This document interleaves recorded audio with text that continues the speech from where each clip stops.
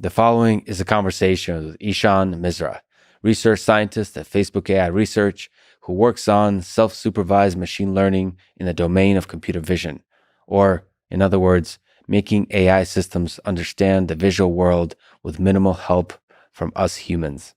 Transformers and self-attention has been successfully used by OpenAI's GPT-3 and other language models to do self-supervised learning in the domain of language. Ishan, together with Jan LeCun and others, is trying to achieve the same success in the domain of images and video. The goal is to leave a robot watching YouTube videos all night, and in the morning, come back to a much smarter robot. I read the blog post, Self-Supervised Learning, The Dark Matter of Intelligence by Ishan and Jan LeCun, and then listened to Ishan's appearance on the excellent Machine Learning Street Talk podcast, and I knew I had to talk to him. By the way, if you're interested in machine learning and AI, I cannot recommend the ML Street Talk podcast highly enough.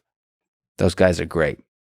Quick mention of our sponsors: On It, The Information, Grammarly, and Athletic Greens. Check them out in the description to support this podcast.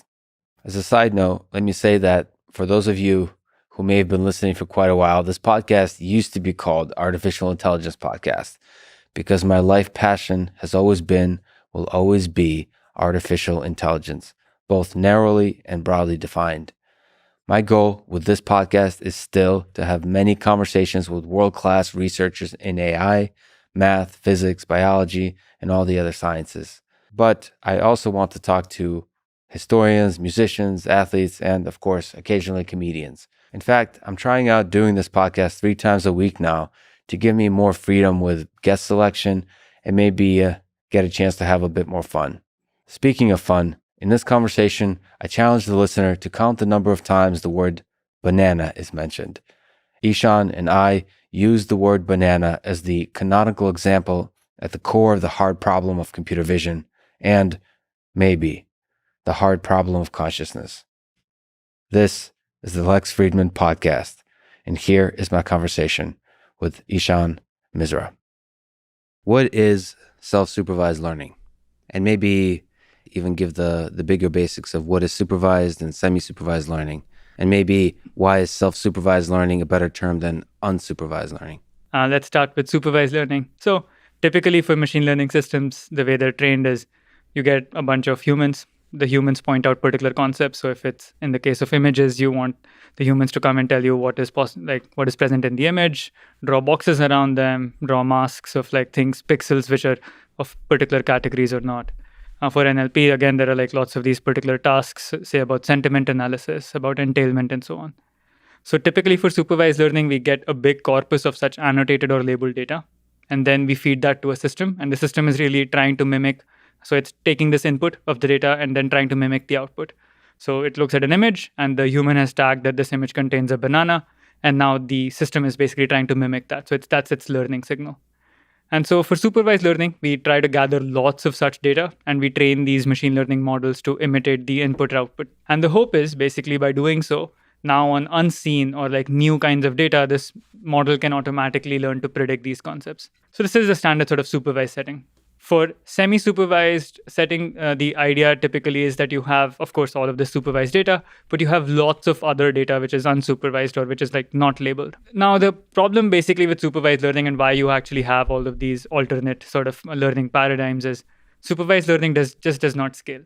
So if you look at for computer vision, the sort of largest, one of the most popular data sets is ImageNet, right? So the entire ImageNet data set has about 22,000 concepts and about 14 million images. So these concepts are basically just nouns, and they're annotated on images.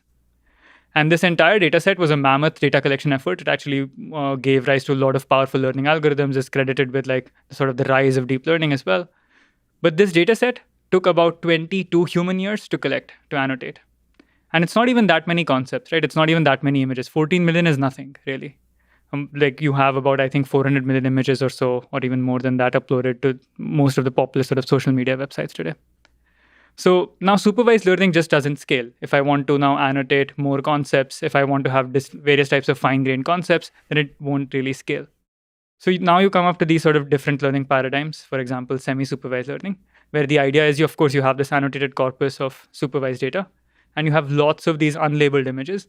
And the idea is that the algorithm should basically try to measure some kind of consistency, or really try to measure some kind of signal on this sort of unlabeled data to make itself more confident about what it's really trying to predict. So by access to this lots of unlabeled data, the idea is that the algorithm actually learns to be more confident and actually gets better at predicting these concepts. And now we come to the other extreme, which is like self-supervised learning. The idea basically is that the machine or the algorithm should really discover concepts or discover things about the world or learn representations about the world which are useful without access to explicit human supervision. So the word supervision is still in the term self-supervised. So what is the supervision signal? And maybe that perhaps is when Jan LeCun and you argue that unsupervised is the incorrect in terminology here. So what is the supervision signal when the humans aren't part of the picture or not a big part of the picture? Right. So self-supervised, the reason it has the term supervised in itself is because you're using the data itself as supervision. So because the data serves as its own source of supervision, it's self-supervised in that way. Now, the reason a lot of people, I mean, we did it in that blog post with Jan, but a lot of other people have also argued for using this term self-supervised. So starting from like 94 from Virginia Desai's group at, I think, UCSD, and now she's at UCSD. Jitendra Malik has said this a bunch of times as well. So you have supervised, and then unsupervised basically means everything which is not supervised. But that includes stuff like semi-supervised, that includes other like transductive learning, lots of other sort of settings. So that's the reason like now people are preferring this term self-supervised, because it explicitly says what's happening. The data itself is the source of supervision, and any sort of learning algorithm which tries to extract just sort of data supervision signals from the data itself is a self-supervised learning algorithm. But there is within the data a set of tricks which unlock the supervision. Right. So can you give maybe some examples? And there's innovation, ingenuity required to unlock that supervision. Right. The data doesn't just speak to you some ground truth. You have to do some kind of trick. Right. So I don't know what your favorite domain is. So you specifically specialize in visual learning, but is there favorite examples maybe in language or other domains? Perhaps the most successful applications have been in NLP, language processing. So the idea basically being that you can train models that can, you have a sentence and you mask out certain words. And now these models learn to predict the masked out words. So if you have like the cat jumped over the dog, so you can basically mask out cat. And now you're essentially asking the model to predict what was missing, what did I mask out? So the model is going to predict basically a distribution over all the possible words that it knows. And probably it has, like, if it's a well-trained model, it has a sort of high probability density for this word cat. For vision, I would say the sort of more, the easier example, which is not as widely used these days, is basically, say, for example, video prediction. So video is, again, a sequence of things. So you can ask the model, so if you have a video of, say, 10 seconds, you can feed in the first 9 seconds to a model and then ask it, hey, what happens basically in the 10th second? Can you predict what's going to happen? And the idea basically is because the model is predicting something about the data itself. Of course, you didn't need any human to tell you what was happening because the 10-second video was naturally captured. Because the model is predicting what's happening there, it's going to automatically learn something about the structure of the world, how objects move, object permanence, and these kinds of things. So like if I have something at the edge of the table, it'll fall down.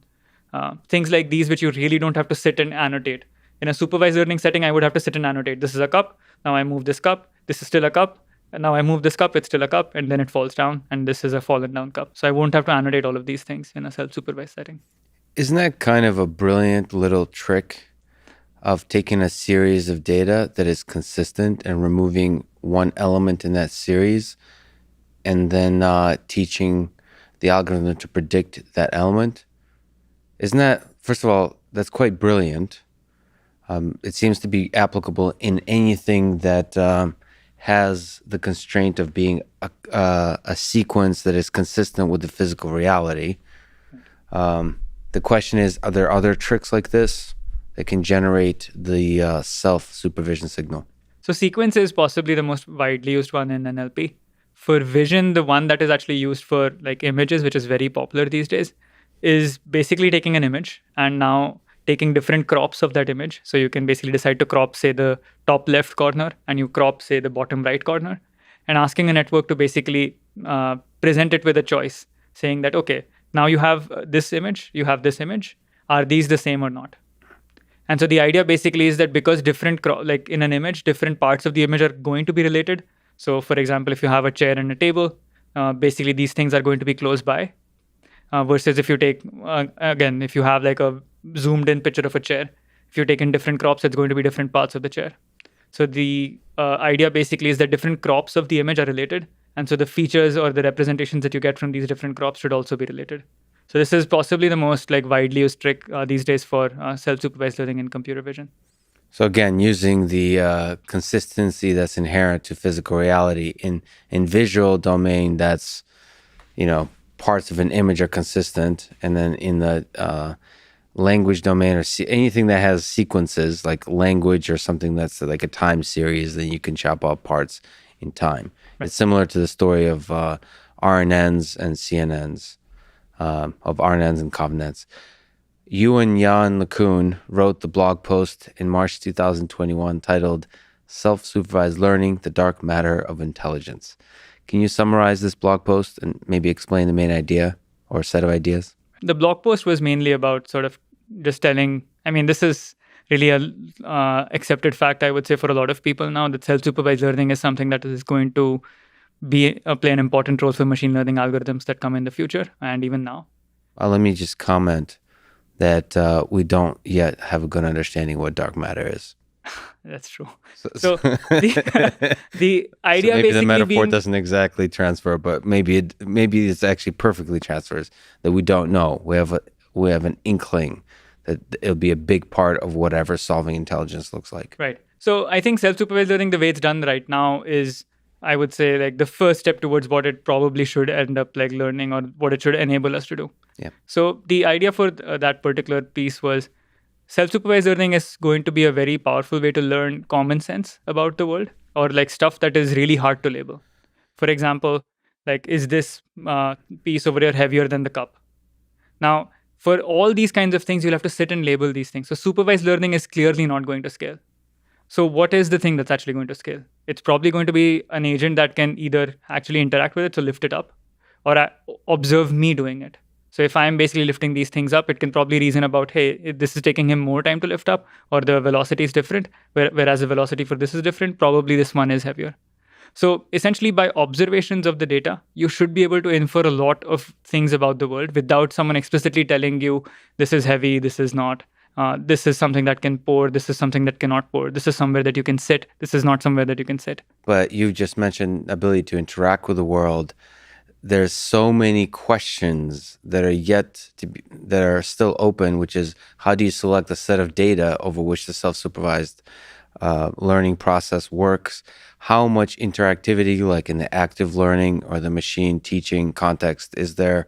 What are the reward signals? Like how much actual interaction there is with the physical world, that kind of thing. Right. So that could be a huge question. And then on top of that, which I have a million questions about, which we don't know the answers to, but it's worth talking about, is how much reasoning is involved, how much accumulation of knowledge versus something that's more akin to learning, or whether that's the same thing.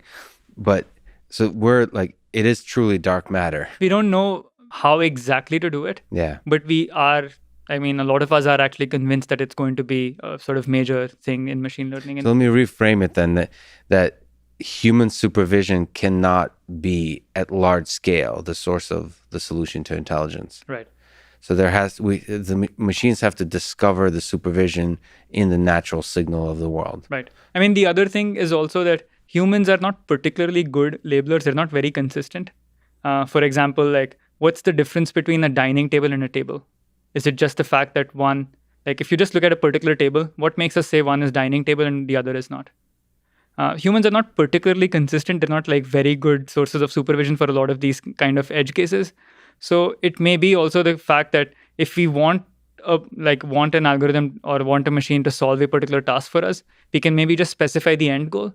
And like the stuff in between, we really probably should not be specifying, because we're not maybe going to confuse it a lot, actually.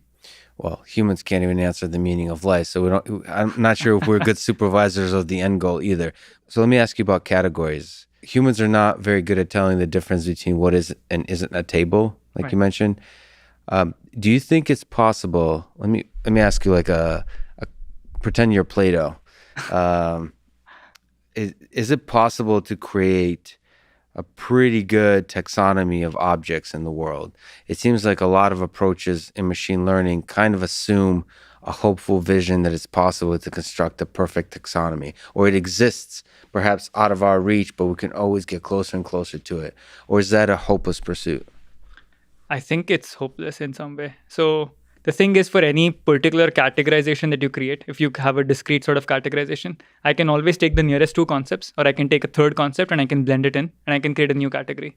Yeah. So if you were to enumerate n categories, I will always find an n plus 1th category for you. That's not going to be in the n categories. Yeah. And I can actually create not just n plus 1, I can very easily create far more than n categories. The thing is, a lot of things we talk about are actually compositional. So it's really hard for us to come and sit and enumerate all of these out. And they compose in various weird ways, right? Like you have like a croissant and a donut come together to form a cronut. Yeah. So if you were to like enumerate all the foods up until, I don't know, whenever the cronut was, about 10 years ago or 15 years ago, then this entire thing called cronut would not exist. Yeah, I remember there was the most awesome video of a cat wearing a monkey costume. Yeah. Yes. People should look it up. It's great. So is that a monkey, or is that a cat? It's a very difficult philosophical question. So there is a concept of similarity between objects. So you think that can take us very far? Just kind of getting a good function, a good way to tell which parts of things are similar and which parts of things are very different. I think so, yeah. So you don't necessarily need to name everything or assign a name to everything to be able to use it, right? So there are like lots of Shakespeare said that. What's in a name? What's in a Oh, name? yeah, okay. And I mean, lots of like, for example, animals, right? They don't have necessarily a well-formed like syntactic language, but they're able to go about their day perfectly. The same thing happens for us. So, I mean, we probably look at things and we figure out, oh, this is similar to something else that I've seen before, and then I can probably learn how to use it.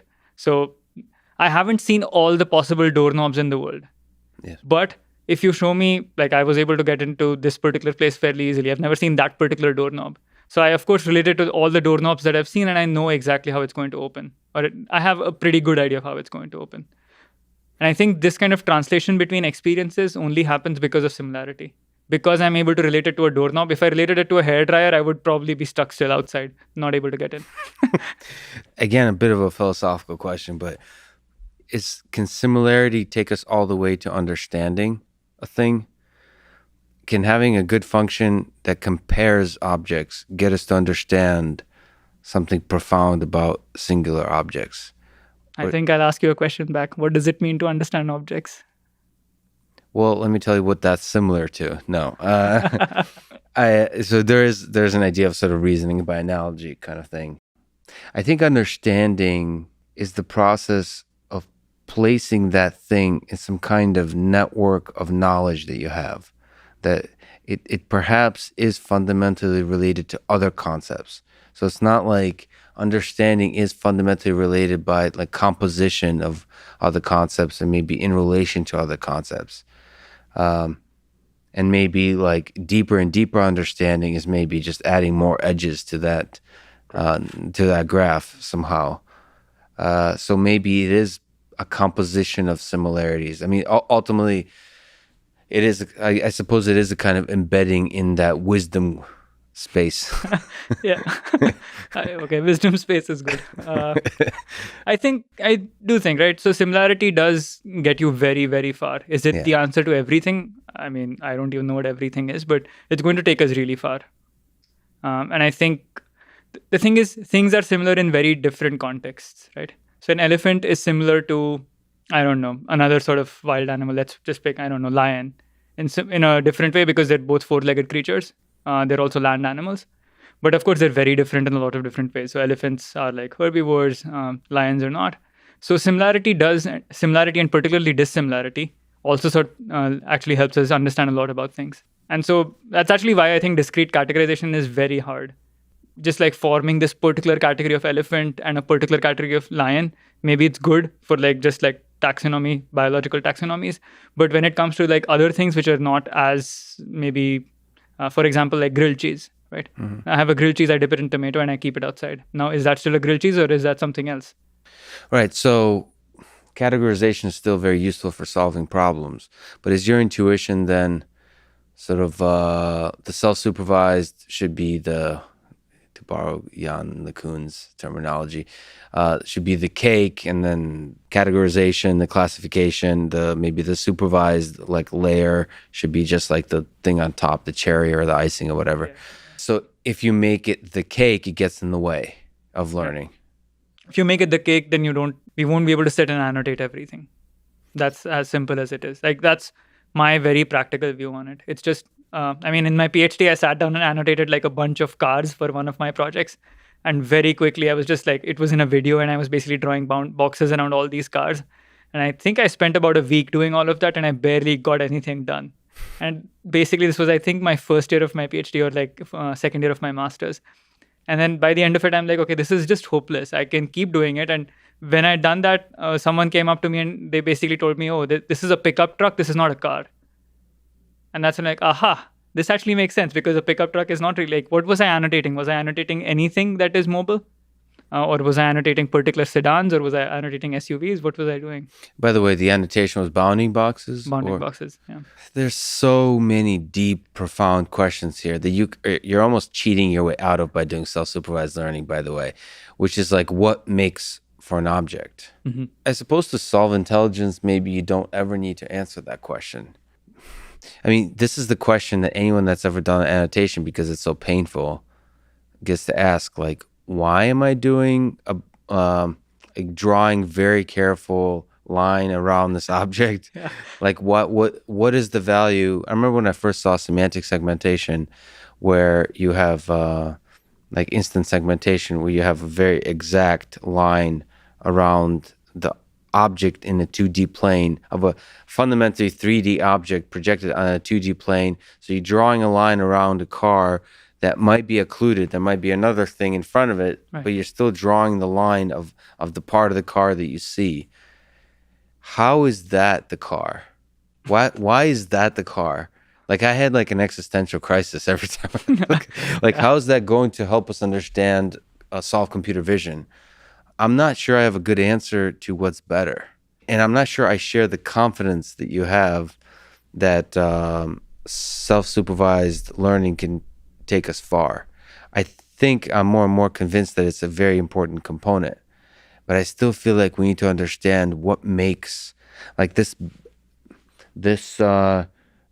like dream of maybe what it's called like symbolic AI, yeah, of arriving, like once you have this common sense base, be able to play with these concepts and build graphs or hierarchies of concepts on top in order to then like form a deep sense of this three-dimensional world or four-dimensional world and be able to reason and then project that onto a 2D plane in order to interpret a 2D image.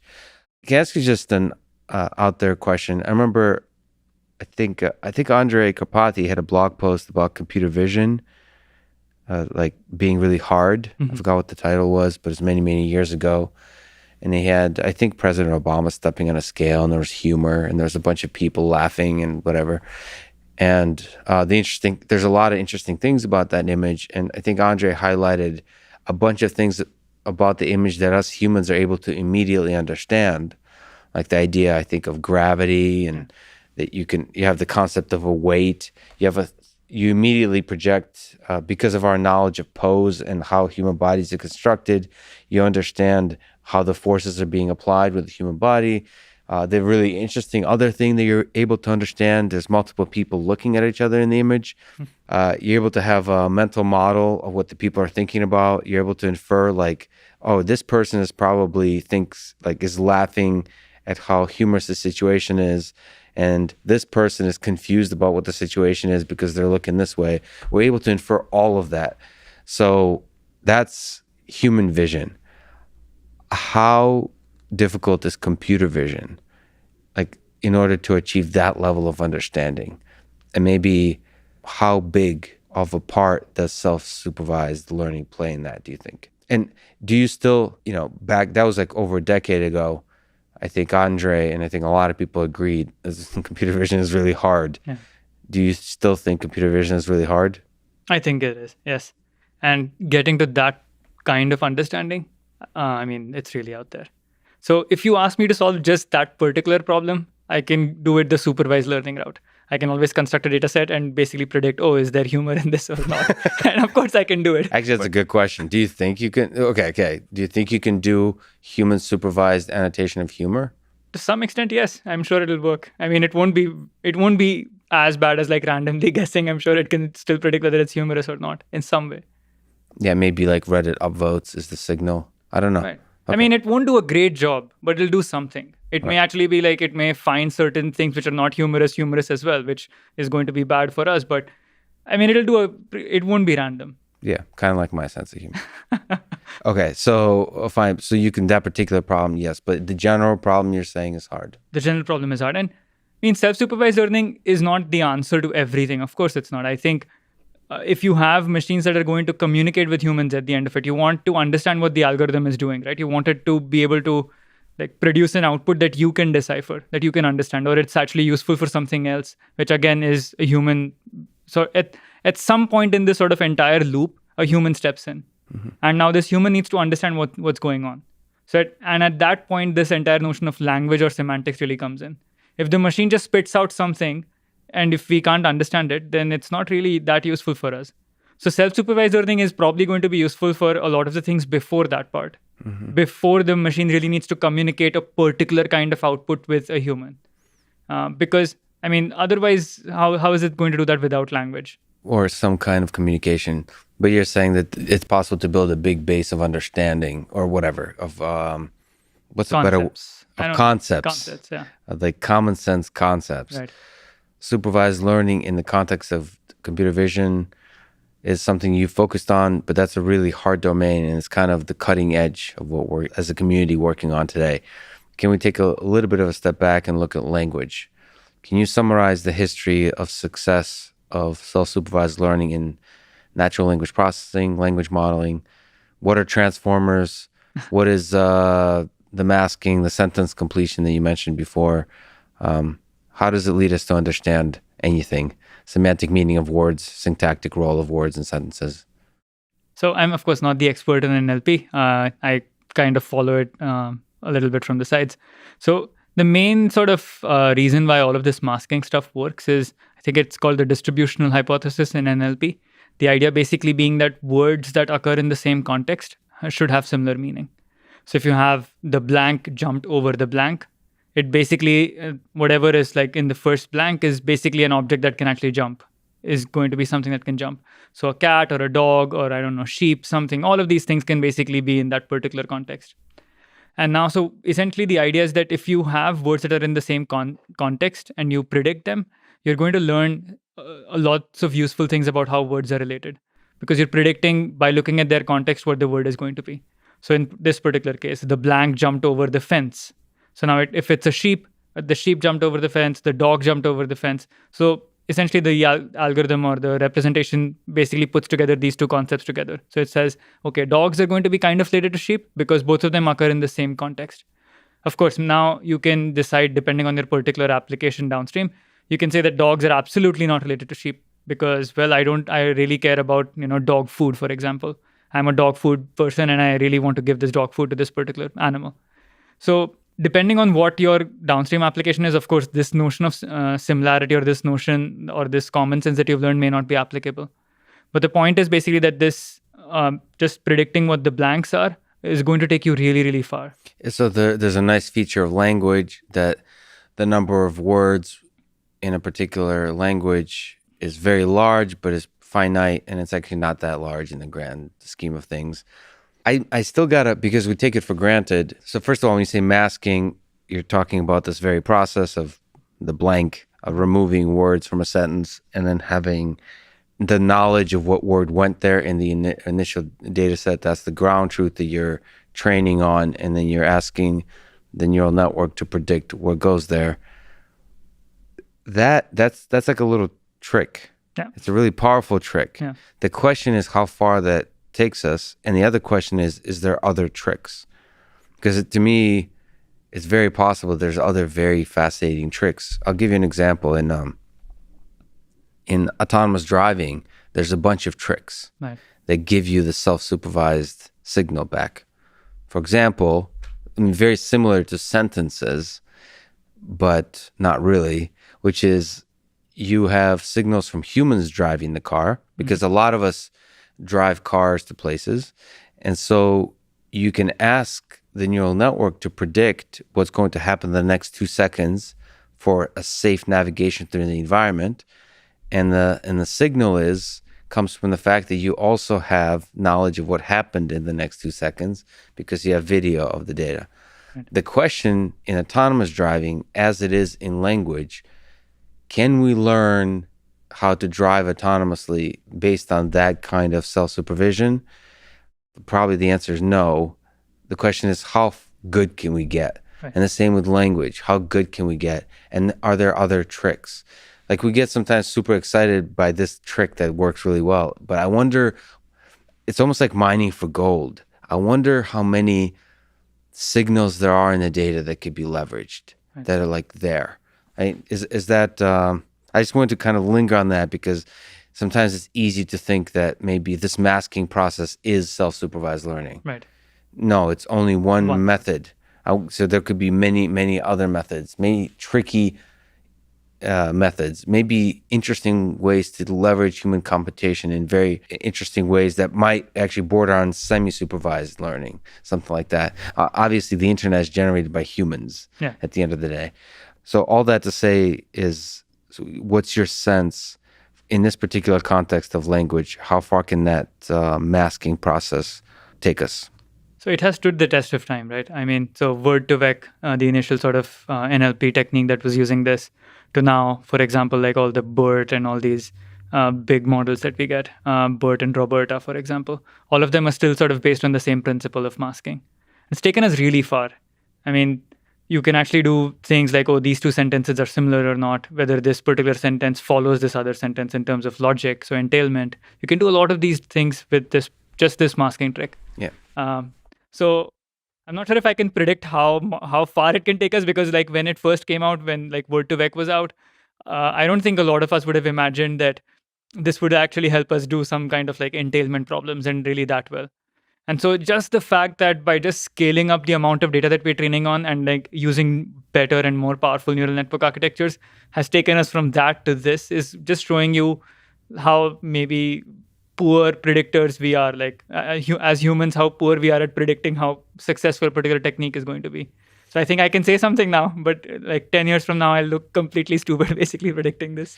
In the language domain, is there something in your work that you find useful and insightful and transferable to computer vision, but also just, I don't know, beautiful and profound that I think carries through to the vision domain?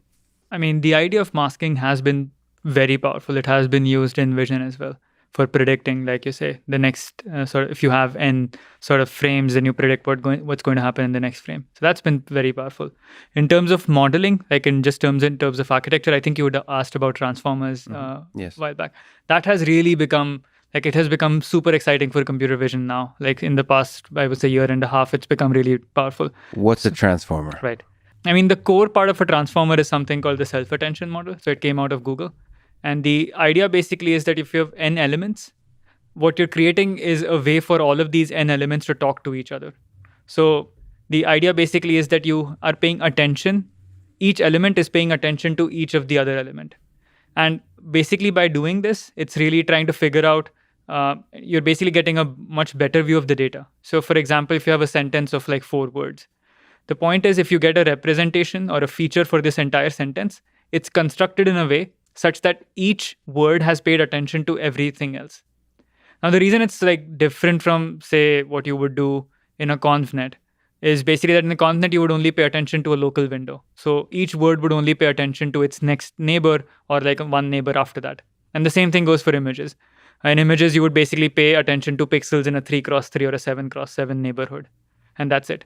Whereas with the transformer, the self-attention mainly, the sort of idea is that each element needs to pay attention to each other element. And when you say attention, maybe another way to phrase that is you're considering a context, a wide context, in terms of the wide context of the sentence, in understanding the meaning of a particular word, and in computer vision, that's understanding a larger context to understand the local pattern of a particular local part of an image. Right. So basically, if you have, say, again, a banana in the image, you're looking at the full image first. So whether it's you're looking at all the pixels that are of a kitchen, of a dining table, and so on, and then you're basically looking at the banana also. Yeah. By the way, in terms of if we were to train the funny classifier, there's something funny about the word banana.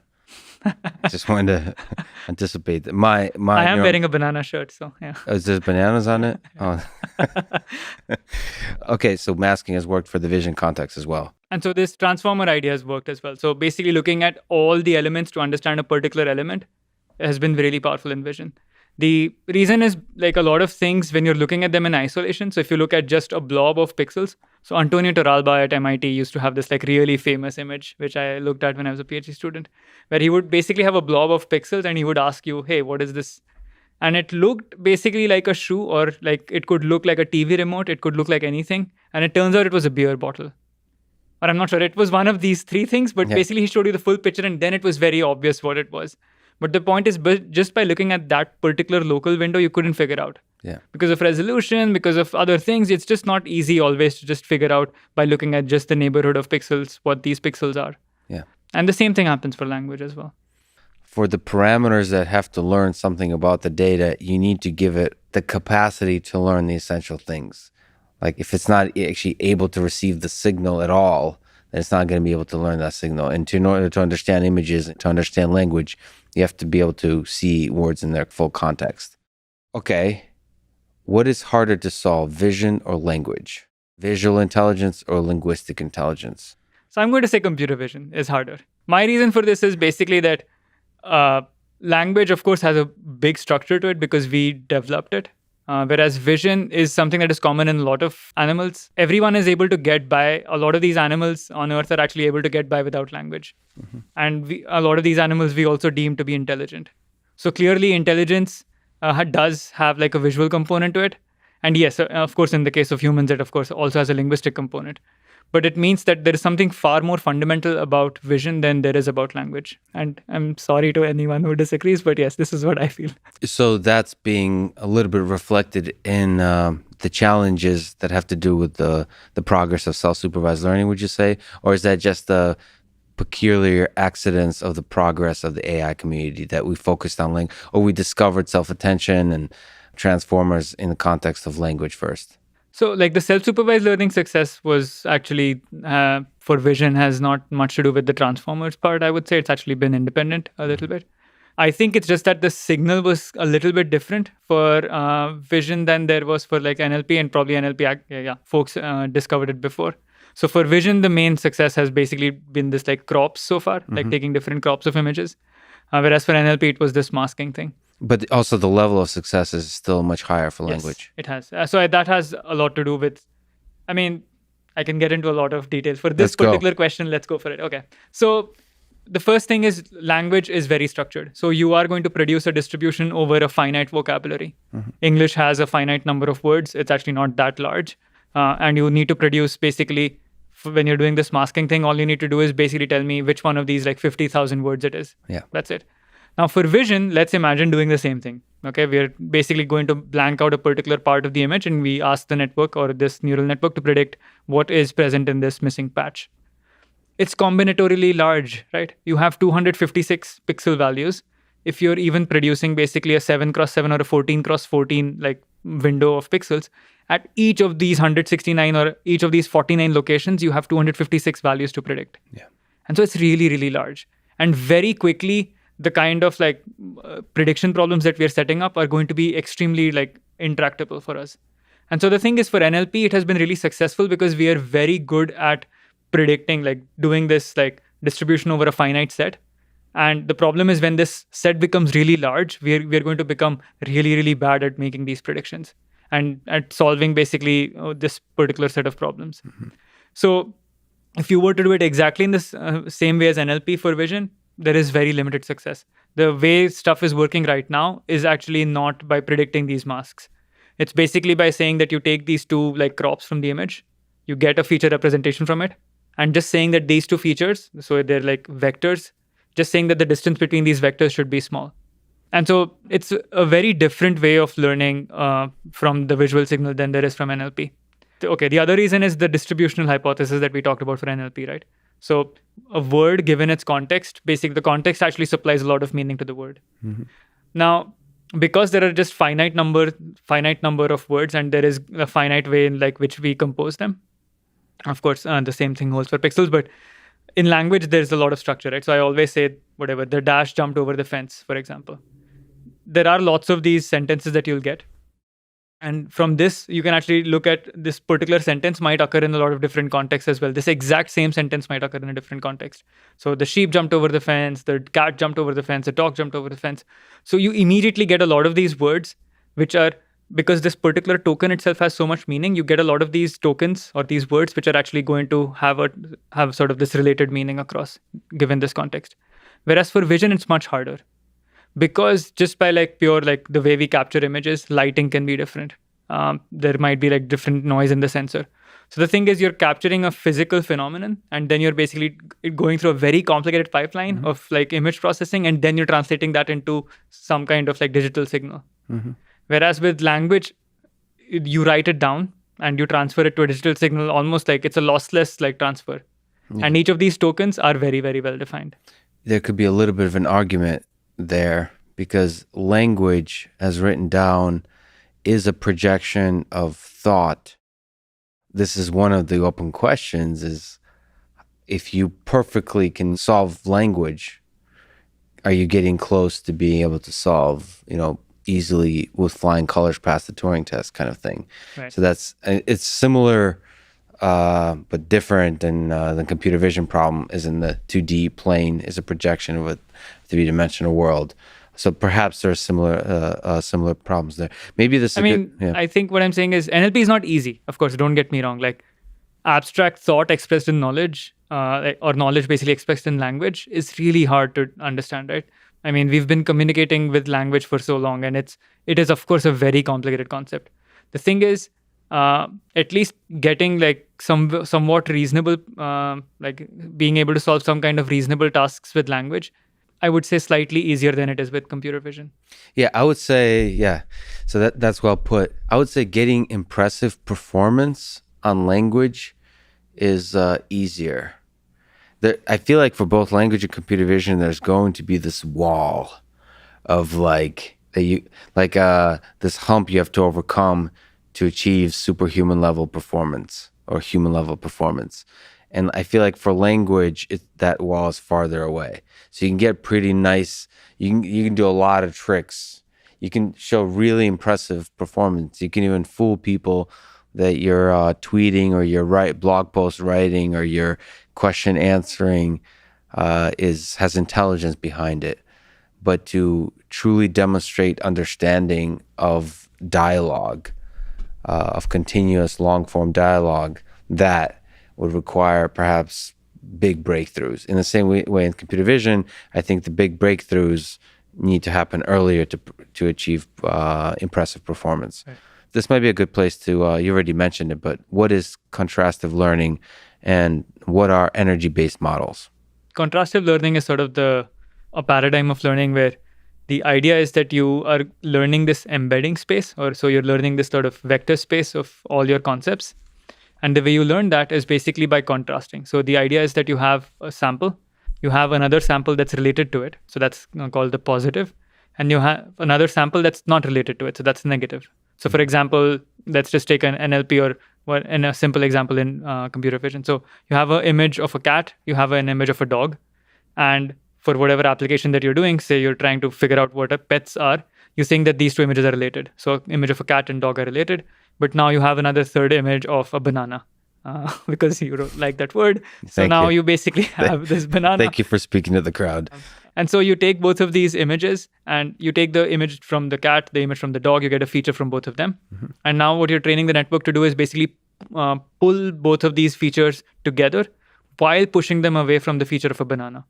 So this is the contrastive part. So you're contrasting against the banana. So there's always this notion of a negative and a positive. Now, energy-based models are like one way that Jan sort of explains a lot of these methods. So Jan basically, I think a couple of years or more than that, like when I joined Facebook, Jan used to keep mentioning this word energy-based models. And of course, I had no idea what he was talking about. So then one day I caught him in one of the conference rooms and I'm like, can you please tell me what this is? So then like very patiently, he sat down with like a marker and a whiteboard. And his idea basically is that rather than talking about probability distributions, you can talk about energies of models. So models are trying to minimize certain energies in certain space, or they're trying to maximize a certain kind of energy. And the idea basically is that you can explain a lot of the contrastive models, GANs, for example, which are like generative adversarial networks. A lot of these modern learning methods, or VAEs, which are variational autoencoders, you can really explain them very nicely in terms of an energy function that they're trying to minimize or maximize. And so by putting this common sort of language for all of these models, what looks very different in machine learning, that VAEs are very different from what GANs are very, very different from what contrastive models are, you actually get a sense of like, these are actually very, very related. It's just that the way or the mechanism in which they're sort of maximizing or minimizing this energy function is slightly different. It's revealing the commonalities between all these approaches, right, and putting a sexy word on top of it, like energy. And so similarities, two things that are similar have low energy, like the low energy signifying similarity. Right, exactly. So basically the idea is that if you were to imagine like the embedding as a manifold, a 2D manifold, you would get a hill or like a high sort of peak in the energy manifold wherever two things are not related. And basically you would have like a dip where two things are related. So you'd get a dip in the manner. And in the self-supervised context, how do you know two things are related and two things are not related? Right. So this is where all the sort of ingenuity or tricks comes in, right? So for example, like you can take the fill in the blank problem, or you can take in the context problem. And what you can say is two words that are in the same context are related. Two words that are in different contexts are not related. For images, basically two crops from the same image are related, and whereas a third image is not related at all. Or for a video, it can be two frames from that video are related because they're likely to contain the same sort of concepts in them, whereas a third frame from a different video is not related. So it basically is, it's a very general term. Contrastive learning has nothing really to do with self-supervised learning. It actually is very popular in, for example, like any kind of metric learning or any kind of embedding learning. So it's also used in supervised learning. It's also, and the thing is, because we are not really using labels to get these positive or negative pairs, it can basically also be used for self-supervised learning. So you mentioned one of the ideas in the vision context that works is to have different crops. So you could think of that as a way to sort of manipulating the data, right, to generate examples that are similar. Obviously, there's a bunch of other techniques. You mentioned lighting as a very, in images, lighting is something that varies a lot, and you can artificially change those kinds of things. There's the whole broad field of data augmentation, which manipulates images in order to increase arbitrarily the size of the data set. First of all, what is data augmentation? And second of all, what's the role of data augmentation in self-supervised learning and contrastive learning? So data augmentation is just a way, like you said, it's basically a way to augment the data. So you have, say, n samples, and what you do is you basically define some kind of transforms for the sample. So you take your, say, image, and then you define a transform where you can just increase, say, the colors, like the colors or the brightness of the image, or increase or decrease the contrast of the image, for example, or take different crops of it. So data augmentation is just a process to like basically perturb the data or like augment the data, right? And so it has played a fundamental role for computer vision, for self-supervised learning especially. The way most of the current methods work, contrastive or otherwise, is by taking an image, in the case of images, is by taking an image and then computing basically two perturbations of it. So these can be two different crops of the image with like different types of lighting or different contrast or different colors. So you jitter the colors a little bit and so on. And now the idea is basically, because it's the same object or because it's like related concepts in both of these perturbations, you want the features from both of these perturbations to be similar. So now you can use a variety of different ways to enforce this constraint, like these features being similar. You can do this by contrastive learning. So basically, both of these things are positives. A third sort of image is negative. You can do this basically by like clustering. for example, you can say that both of these images should, the features from both of these images should belong in the same cluster because they're related, whereas like another image should belong to a different cluster. So there's a variety of different ways to basically enforce this particular constraint. By the way, when you say features, it means there's a very large neural network that extracting patterns from the image, and the kind of patterns it extracts should be either identical or very similar. Right. That's what that means. Right. So the neural network basically takes in the image and then outputs a set of like basically a vector of like numbers, and that's the feature. And you want this feature for both of these like different crops that you computed to be similar. So you want this vector to be identical in its like entries, for example. Be like literally close in this multi-dimensional space to each other. Right. And like you said, close can mean part of the same cluster or something like that in this large space. First of all, I wonder if there is connection to the way humans learn to this. Almost like maybe subconsciously. In order to understand a thing, you kind of have to see it from 2, 3, multiple angles. I wonder. I have a lot of friends who are neuroscientists, maybe, and cognitive scientists. I wonder if that's in there somewhere. Like, in order for us to place a concept in its proper place, we have to basically crop it in all kinds of ways, do basic data augmentation on it in whatever very clever ways that the brain likes to do. Right. Like spinning around in our mind somehow that is very effective. So I think for some of them, we like need to do it. So like babies, for example, pick up objects, like move them, put them close to their eye and whatnot. Yeah. But for certain other things, actually, we are good at imagining it as well, right? So I have never seen, for example, an elephant from the top. I've never basically looked at it from like top down. Yeah. But if you showed me a picture of it, I could very well tell you that that's an elephant. So I think some of it we're just like, we naturally build it or transfer it from other objects that we've seen to imagine what it's going to look like. Has anyone done that with augmentation? Like, imagine all the possible things that are occluded or not there, but not just like normal things, like wild things, but that are nevertheless physically consistent. So, I mean, people do kind of like occlusion-based augmentation as well. So you place in like a random like gray box to sort of mask out a certain part of the image. And the thing is basically you're kind of occluding it. For example, you place it, say, on half of a person's face. So basically saying that, something below their nose is occluded because it's grayed out. No, I meant like you have like, what is it, a table and you can't see behind the table. And you imagine there's a bunch of elves with bananas behind the table. Like, I wonder if there's useful to have a wild imagination for the network, because that's possible. Well, maybe not elves, but like puppies and kittens or something like that.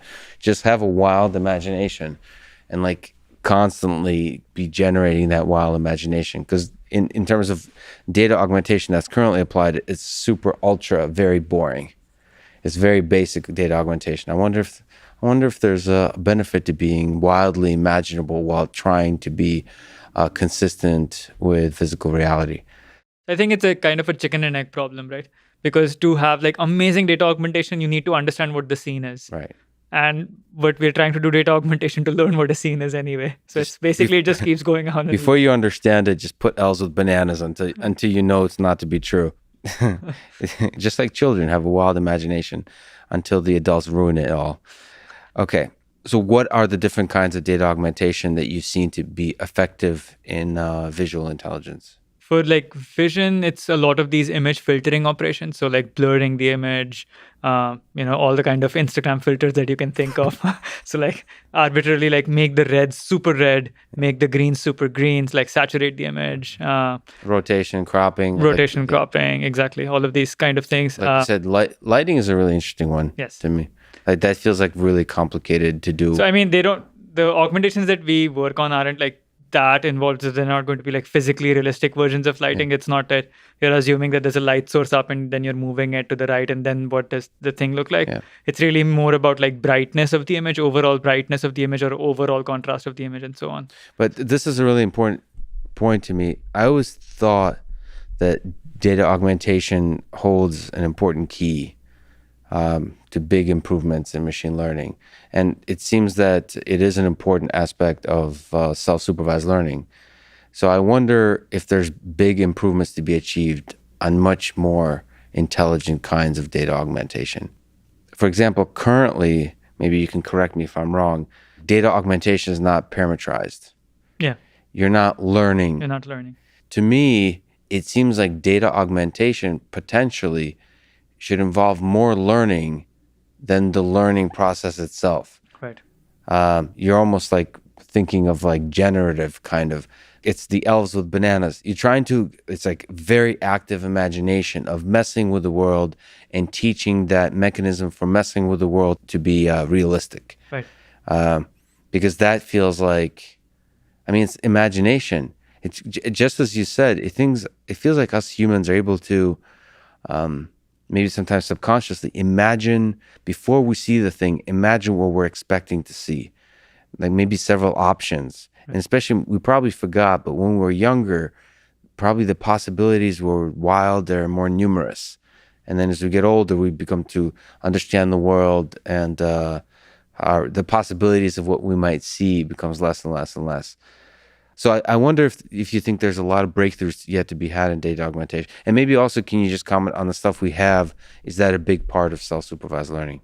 Yes. So data augmentation is like key to self-supervised learning. That has like the kind of augmentations that we're using, and basically the fact that we're trying to learn these neural networks that are predicting these features from images that are robust under data augmentation has been the key for visual self-supervised learning. And they play a fairly fundamental role to it. Now, the irony of all of this is that for like deep learning purists will say the entire point of deep learning is that you feed in the pixels to the neural network, and it should figure out the patterns on its own. So if it really wants to look at edges, it should look at edges. You shouldn't really go and handcraft these like features, right? You shouldn't go tell it that look at edges. So data augmentation should basically be in the same category, right? Why should we tell the network or tell this entire learning paradigm what kinds of data augmentation that we're looking for? We are encoding a very sort of human-specific bias there, that we know things are like, if you change the contrast of the image, it should still be an apple, or it should still see apple, not banana. Thank you. Basically, if we change like colors, it should still be the same kind of concept. Yes. Of course, this doesn't feel like super satisfactory, because a lot of our human knowledge or our human supervision is actually going into the data augmentation. So although we are calling it self-supervised learning, a lot of the human knowledge is actually being encoded in the data augmentation process. So it's really like we've kind of sneaked away the supervision at the input, and we're like really designing these nice list of data augmentations that are working very well. Of course, the idea is that it's much easier to design a list of data augmentation than it is to do. So humans are nevertheless doing less and less work, right, and maybe leveraging their creativity more and more. And when we say data augmentation is not parametrized, it means it's not part of the learning process. Do you think it's possible to integrate some of the data augmentation into the learning process? I think so. And in fact, it will be really beneficial for us, because a lot of these data augmentations that we use in vision are very extreme. For example, like when you have certain concepts, again, a banana, you take the banana and then basically you change the color of the banana, right? Yeah. So you make it a purple banana. Now, this data augmentation process is actually independent of it has no notion of what is present in the image. So it can change this color arbitrarily. It can make it a red banana as well. And now what we're doing is we're telling the neural network that this red banana and so a crop of this image which has the red banana and a crop of this image where I change the color to a purple banana the features should be the same. Now, bananas aren't red or purple mostly. So really the data augmentation process should take into account what is present in the image and what are the kinds of physical realities that are possible. It shouldn't be completely independent of the image. So you might get big gains if you, instead of being drastic, do subtle augmentation, but realistic augmentation. Right. Realistic. I'm not sure if it's subtle, but like realistic for sure. If it's realistic, then even subtle augmentation will give you big benefits. Exactly. Yeah. And it'll be like for particular domains, you might actually see, like if, for example, now we're doing medical imaging, there are going to be certain kinds of like geometric augmentations which are not really going to be very valid for the human body. So if you were to like actually loop in data augmentation into the learning process, it will actually be much more useful. Yeah. Now, this actually does take us to maybe a semi-supervised kind of a setting, because you do want to understand what is it that you're trying to solve. So currently self-supervised learning kind of operates in the wild, right? So you do the self-supervised learning, and the purists and all of us basically say that, okay, this should learn useful representations and they should be useful for any kind of end task, no matter it's like banana recognition or like autonomous driving. It's a tall order.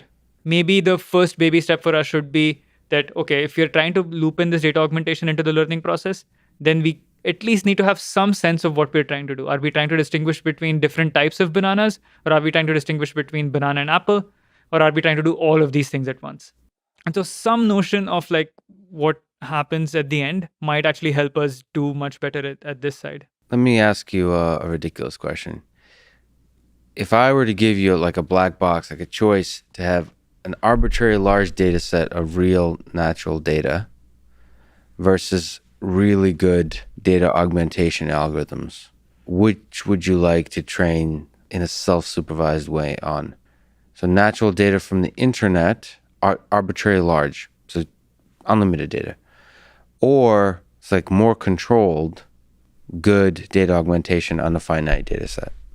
The thing is, like, because our learning algorithms for vision right now really rely on data augmentation, even if you were to give me like an infinite source of like image data, I still need a good data augmentation algorithm. You need to something that tells you that two things are similar. Right. And so something, because you've given me an arbitrarily large data set, I still need to use data augmentation to take that image, construct like these two perturbations of it, and then learn from it. So the thing is, our learning paradigm is very primitive right now. Yeah. Even if you were to give me lots of images, it's still not really useful. A good data augmentation algorithm is actually going to be more useful. So you can like reduce down the amount of data that you give me by like 10 times.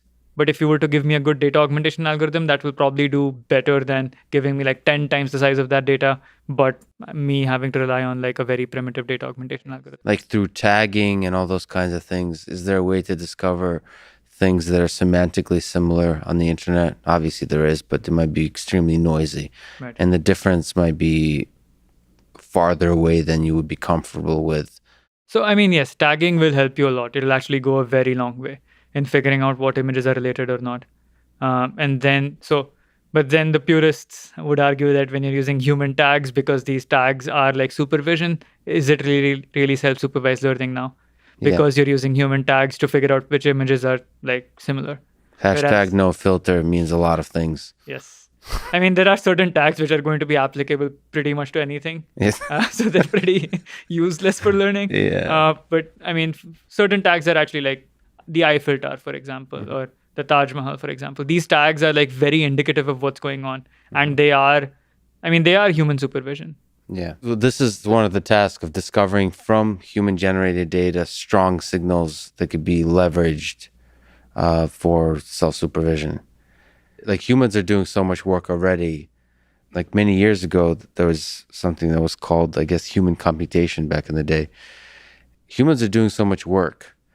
It'd be exciting to discover ways to leverage the work they're doing to teach machines without any extra effort from them. An example could be, like we said, driving. Humans driving and machines can learn from the driving. I always hope that there could be some supervision signal discovered in video games, because there's so many people that play video games that it feels like so much effort is put into video games, into playing video games, and you can design video games somewhat cheaply, right, to include whatever signals you want. It feels like that could be leveraged somehow. So people are using that. Like there are actually folks right here in UT Austin, like Philip Crahenbull is a professor at UT Austin. He's been like working on video games as a source of supervision. I mean, it's really fun. Like as a PhD student, getting to basically play video games all day. Yeah, but so I do hope that kind of thing scales, and like ultimately it boils down to discovering some undeniably very good signal. It's like masking in NLP. Right. But that said, there's non-contrastive methods. Right. What do non-contrastive energy-based self-supervised learning methods look like, and why are they promising? So, like I said about contrastive learning, you have this notion of a positive and a negative. Now, the thing is, this entire learning paradigm really requires access to a lot of negatives to learn a good sort of feature space. The idea is if I tell you, okay, so a cat and a dog are similar and they're very different from a banana. The thing is, this is a fairly simple analogy, right? Because, well, bananas look visually very different from what cats and dogs do.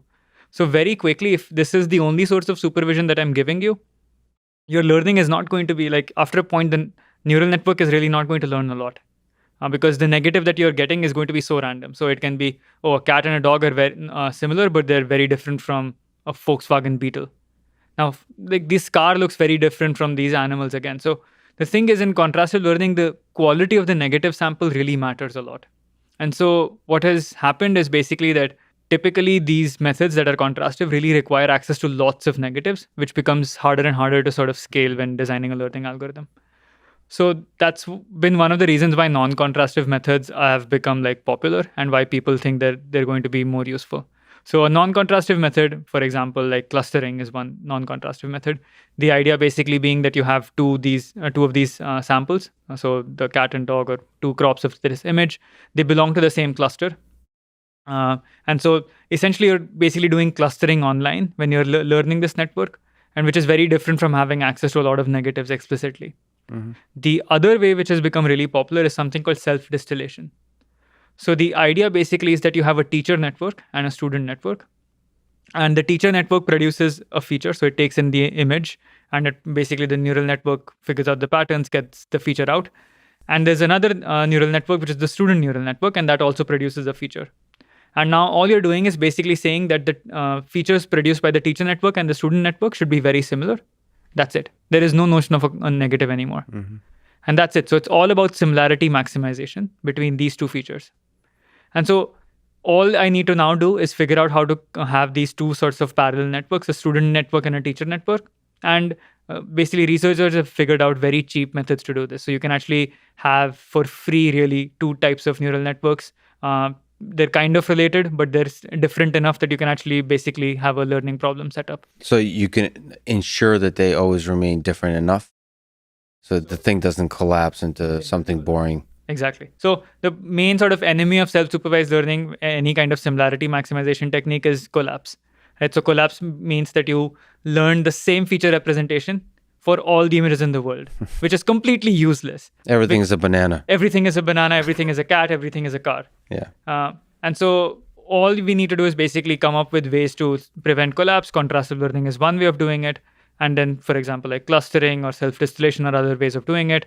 We also had a recent paper where we used like decorrelation between like two sets of features to prevent collapse. So that's inspired a little bit by like Horace Barlow's neuroscience principles. By the way, I should comment that whoever counts the number of times the word banana, apple, cat, and dog were used in this conversation wins the internet. I wish you luck. What is Suave and the main improvement proposed in the paper on supervised learning of visual features by contrasting cluster assignments? Suave basically is a clustering-based technique, which is for, again, the same thing, for self-supervised learning in vision, where we have two crops. And the idea basically is that you want the features from these two crops of an image to lie in the same cluster. And basically crops that are coming from different images to be in different clusters.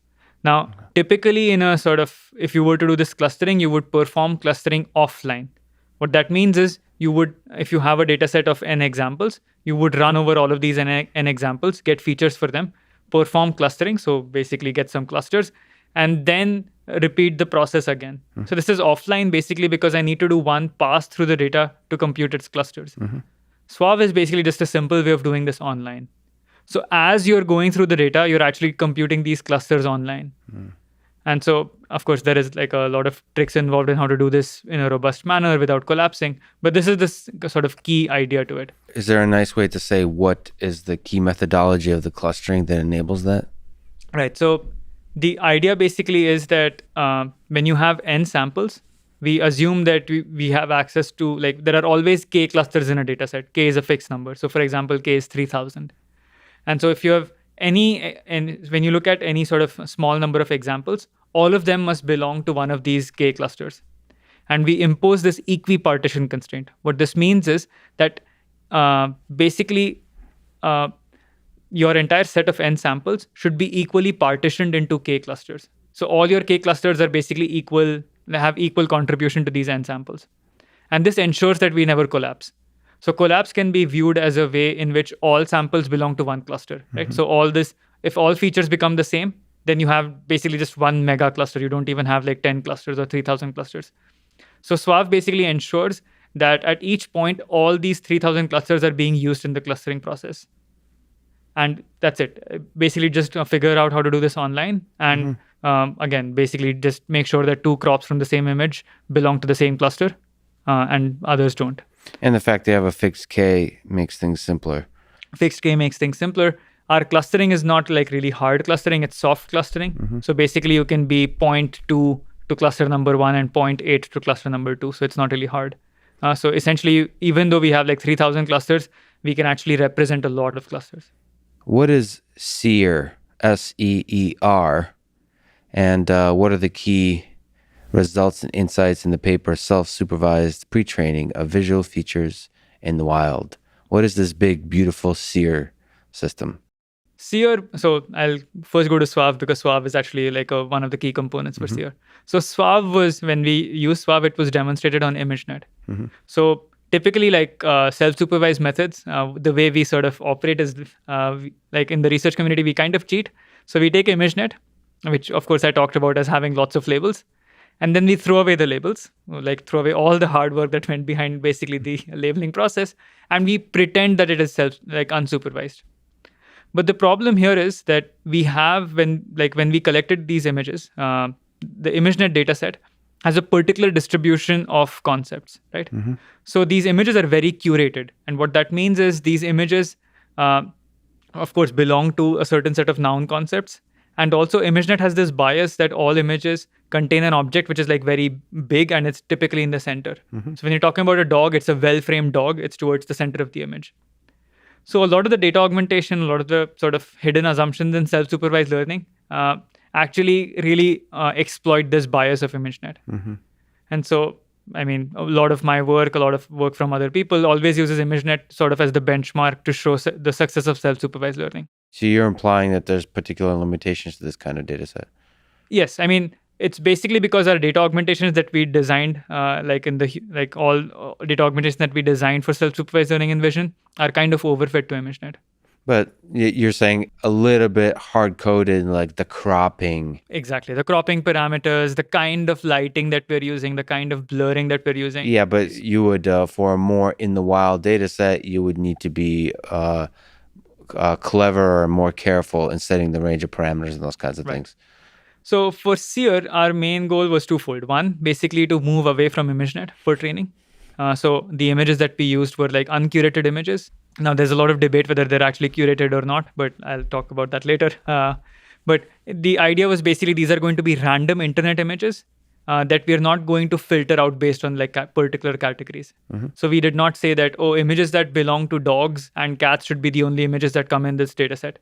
Banana. And basically, other images should be thrown out. So we didn't do any of that. So these are random internet images. And of course, it also goes back to like the problem of scale that you talked about. So these were basically about 1 billion or so images. And for context, ImageNet, the ImageNet version that we use was 1 million images earlier. So this is basically going like 3 orders of magnitude more. The idea was basically to see if we can train a very large convolutional model in a self-supervised way on this uncurated but really large set of images. And how well would this model do? So is self-supervised learning really overfit to ImageNet? Or can it actually work in the wild? And it was also out of curiosity, what kind of things will this model learn? Will it actually be able to still figure out, different types of objects and so on? Would there be particular kinds of tasks it would actually do better than an ImageNet trained model? And so for SEER, one of our main findings was that we can actually train very large models in a completely self-supervised way on lots of internet images without really necessarily filtering them out, which was in itself a good thing because it's a fairly simple process, right? So you get images which are uploaded and you basically can immediately use them to train a model in an unsupervised way. You don't really need to sit and filter them out. These images can be cartoons, these can be memes, these can be actual pictures uploaded by people. And you don't really care about what these images are. You don't even care about what concepts they contain.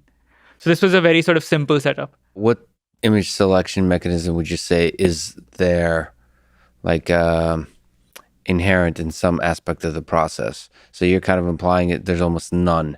But what is there, would you say, if you were to introspect? Right. So it's not like uncurated can basically, like one way of imagining uncurated is basically you have like cameras that can take pictures at random viewpoints. When people upload pictures to the internet, they are typically going to care about the framing of it. They're not going to upload, say, the picture of a zoomed in wall, for example. Well, when we say internet, do we mean social networks? Yes. Okay. So these are not going to be like pictures of like a zoomed in table or a zoomed in wall. So it's not really completely uncurated because people do have their like photographer's bias where they do want to keep things towards the center a little bit or like really have like, nice looking things and so on in the Yeah. picture. So that's the kind of bias that typically exists in this data set. And also the user base, right? You're not going to get lots of pictures from different parts of the world because there are certain parts of the world where people may not actually be uploading a lot of pictures to the internet or may not even have access to a lot of internet. So this is a giant data set and a giant neural network. Right. I don't think we've talked about what architectures work well for SSL, for self-supervised learning. For Seer and for SWAP, we were using convolutional networks. But recently in a work called Dino, we've basically started using transformers for vision. Both seem to work really well, convnets and transformers. And depending on what you want to do, you might choose to use a particular formulation. Mm-hmm. So for Seer, it was a convnet. It was particularly a RegNet model, which was also work from Facebook.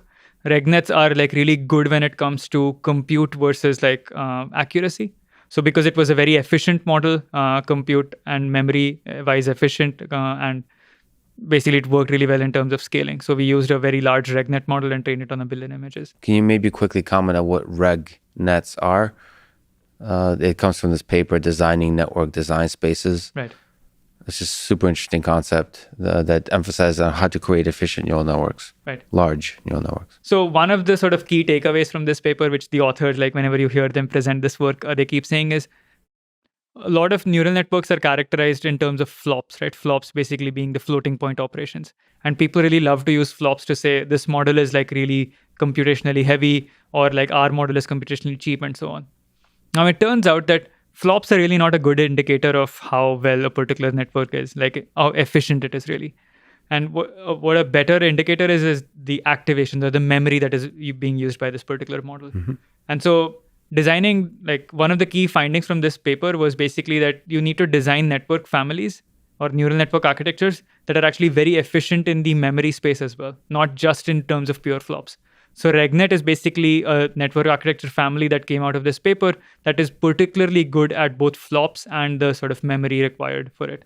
And of course, it builds upon like earlier work like ResNet being like the sort of more popular inspiration for it, where you have residual connections. But one of the things in this work is basically they also use like squeeze excitation blocks.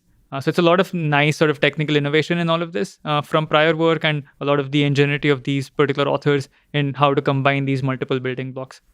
But the key constraint was optimize for both flops and memory when you're basically doing this. Don't just look at flops. And that allows you to what? Have have very large networks through this process can optimize for efficiency, right? For low and memory. Also, in terms of pure hardware, they fit very well on GPU memory. Yeah. So they can be like really powerful neural network architectures with lots of parameters, lots of flops, but also because they're like efficient in terms of the amount of memory that they're using, you can actually fit a lot of these on like you can fit a very large model on a single GPU, for example. Would you say that the choice of architecture matters more than the choice of maybe data augmentation techniques?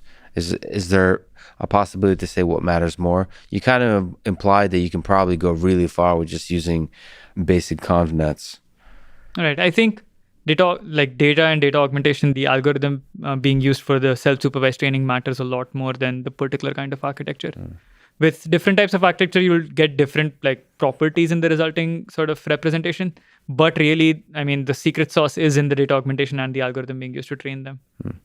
The architectures, I mean, at this point, a lot of them perform very similarly, depending on like the particular task that you care about. They have certain advantages and disadvantages. Is there something interesting to be said about what it takes with Seer to train a giant neural network? You're talking about a huge amount of data, a huge neural network. Is there something interesting to be said of how to effectively train something like that fast? Lots of GPUs. Okay. So I mean, so the model was like 1 billion parameters. Yeah. And it was trained on 1 billion images. Yeah. So if like basically the same number of parameters as the number of images. And it took a while. I don't remember the exact number. It's in the paper. But it took a while. I guess I'm trying to get at is when you're thinking of scaling this kind of thing. I mean, one of the exciting possibilities of self-supervised learning is the several orders of magnitude scaling of everything, Right. both the neural network and the size of the data. And so the question is, do you think there are some interesting tricks to do large-scale distributed compute, or is that really outside of even deep learning? That's more about like hardware engineering. I think more and more there is like this a lot of like systems are designed basically taking into account the machine learning needs, right? So Yeah. because whenever you're doing this kind of distributed training, there is a lot of intercommunication between nodes. So like gradients or the model parameters are being passed. So you really want to minimize communication costs when you really want to scale these models up. You want basically to be able to do as much, like as limited amount of communication as possible. So currently, like a dominant paradigm is synchronized sort of training. So essentially, after every sort of gradient step, all you basically have like a synchronization step between all the sort of compute chips that you're going on with. I think asynchronous training was popular, but it doesn't seem to perform as well. But in general, I think that's sort of I guess it's outside my scope as well, yeah. But basically, the main thing is like minimize the amount of synchronization steps that you have. Yeah. That has been the key takeaway, at least in my experience. The others, I have no idea about how to design the chip. Yeah, there's very few things that I see Jim Keller's eyes light up as much as talking about giant computers doing like that fast communication that you're talking to when they're training machine learning systems. What is VISSL? VISSL, the PyTorch-based SSL library. What are the use cases that it might have? VISSL basically was born out of a lot of us at Facebook doing the self-supervised learning research. So it's a common framework in which we have like a lot of self-supervised learning methods implemented for vision. It has in itself like a benchmark of tasks that you can evaluate the self-supervised representations on. So the use case for it is basically for anyone who's either trying to evaluate their self-supervised model or train their self-supervised model, or a researcher who's trying to build a new self-supervised technique. So it's basically supposed to be all of these things. So as a researcher, before VISSL, for example, or like when we started doing this work fairly seriously at Facebook, it was very hard for us to go and implement every self-supervised learning model, test it out in a like sort of consistent manner. Yeah. The experimental setup was very different across different groups. Even when someone said that they were reporting ImageNet accuracy, it could mean lots of different things. So with VISSL, we tried to really sort of standardize that as much as possible. And there was a paper like we did in 2019 just about benchmarking. And so VISSL basically builds upon a lot of like, this kind of work that we did about like benchmarking. And then every time we try to we come up with a self-supervised learning method, a lot of us try to push that into VISSL as well, just so that it basically is like the central piece where a lot of these methods can reside. Just out of curiosity, like people maybe, so certainly outside of Facebook, but just researchers, or just even people that know how to program in Python and know how to use PyTorch, what would be the use case? What would be a fun thing to play around with VISSL on? Like, what's a fun thing to play around with self-supervised learning on, would you say? Is there a good Hello World program? Like, is it always about big size that's important to have, or is there fun little smaller case playgrounds to play around with? So we're trying to push something towards that. I think there are a few setups out there, but nothing like super standard on the smaller scale. Mm-hmm. I mean, ImageNet in itself is actually pretty big also. So yes. That is not something which is like feasible for a lot of people. But we are trying to like push up with like smaller sort of use cases. The thing is, at a smaller scale, a lot of the observations or a lot of the algorithms that work don't necessarily translate into the medium or the larger scale. Mm-hmm. So it's really tricky to come up with a good small scale setup where a lot of your empirical observations will really translate to the other setup. So it's been really challenging. I've been trying to do that for a little bit as well, because it does take time to train stuff on ImageNet. It does take time to train on like more images. But pretty much every time I've tried to do that, it's been unsuccessful, because all the observations I draw from my set of experiments on a smaller data set don't translate into ImageNet, or like don't translate into another sort of data set. So it's been hard for us to figure this one out, but it's an important problem. So there's this really interesting idea of learning across multiple modalities. Right. You have a CVPR 2021 Best Paper Candidate titled Audiovisual Instance Discrimination with Cross-Modal Agreement. Right. What are the key results, insights in this paper, and what can you say in general about the promise and power of multimodal learning? For this paper, it actually came as a little bit of a shock to me at how well it worked. So I can describe what the problem setup was. So it's been used in the past by lots of folks, like, for example, Andrew Owens from MIT, Alyosha Efros from Berkeley, Andrew Zisserman from Oxford. So a lot of these people have been sort of showing results in this. Of course, I was aware of this result, but I wasn't really sure how well it would work in practice for like other sort of downstream tasks. So the results kept getting better, and I wasn't sure if like a lot of our insights from self-supervised learning would translate into this multimodal learning problem. So multimodal learning is when you have like when you have multiple modalities. That's not even Excellent. okay. So the particular modalities that we worked on in this work were audio and video. So the idea was basically if you have a video, you have its corresponding audio track. Yeah. And you want to use both of these signals, the audio signal and the video signal, to learn a good representation for video and good representation for audio. Like this podcast. Like this podcast, exactly. So what we did in this work was basically train two different neural networks, one on the video signal, one on the audio signal. And what we wanted is basically the features that we get from both of these neural networks should be similar. Yeah. So it should basically be able to produce the same kinds of features from the video and the same kinds of features from the audio. Now, why is this useful? Well, for a lot of these objects that we have, there is a characteristic sound, right? So trains, when they go by, they make a particular kind of sound. Boats make a particular kind of sound. People, when they're jumping around, will like shout, hoo-ah, whatever. Yeah. Bananas don't make a sound, so you can't learn anything about bananas there. Or when humans mention bananas. Well, yes. When they say the word banana, then So you can't trust basically anything that comes out of a human's mouth as a source. That source of audio is useless. So the typical use case is basically like, for example, someone playing a musical instrument. So guitars have a particular kind of sound and so on. So because a lot of these things are correlated, the idea in multimodal learning is to take these two kinds of modalities, video and audio, and learn a common embedding space, common feature space where both of these related modalities can basically be close together. And again, you use contrastive learning for this. So in contrastive learning, basically the video and the corresponding audio are positives, and you can take any other video or any other audio, and that becomes the negative. And so basically that's it. It's just a simple application of contrastive learning. The main sort of finding from this work for us was basically that you can actually learn very, very powerful feature representations, very, very powerful video representations. So you can learn the sort of video network that we ended up learning can actually be used for downstream, for example, recognizing human actions or recognizing different types of sounds, for example. So this was sort of the key finding. Can you give kind of an example of a human action, or like just so we can build up intuition of what kind of thing? Right. So there is this data set called kinetics, for example, which has like 400 different types of human actions. So people jumping, people, doing different kinds of sports, so different types of swimming, so like different strokes in swimming, golf, and so on. So there are like just different types of actions right there. And the point is, this kind of video network that you learn in a self-supervised way can be used very easily to kind of recognize these different types of actions. It can also be used for recognizing different types of objects. And what we did is we tried to visualize whether the network can figure out where the sound is coming from. So basically give it a video and basically play of a person just strumming a guitar, but of course there is no audio in this. And now you give it this sound of a guitar, and you ask, like, basically try to visualize where the network thinks the sound is coming from. And it can kind of basically draw, like, when you visualize it, you can see that it's basically focusing on the guitar. Yeah, that's surreal. And the same thing, for example, for certain people's voices, like famous celebrities' voices, it can actually figure out where their mouth is. So it can actually distinguish different people's voices, for example, a little bit as well. Without that ever being annotated in any way. Right. So this is all what it had discovered. We never pointed out that this is a guitar and this is the kind of sound it produces.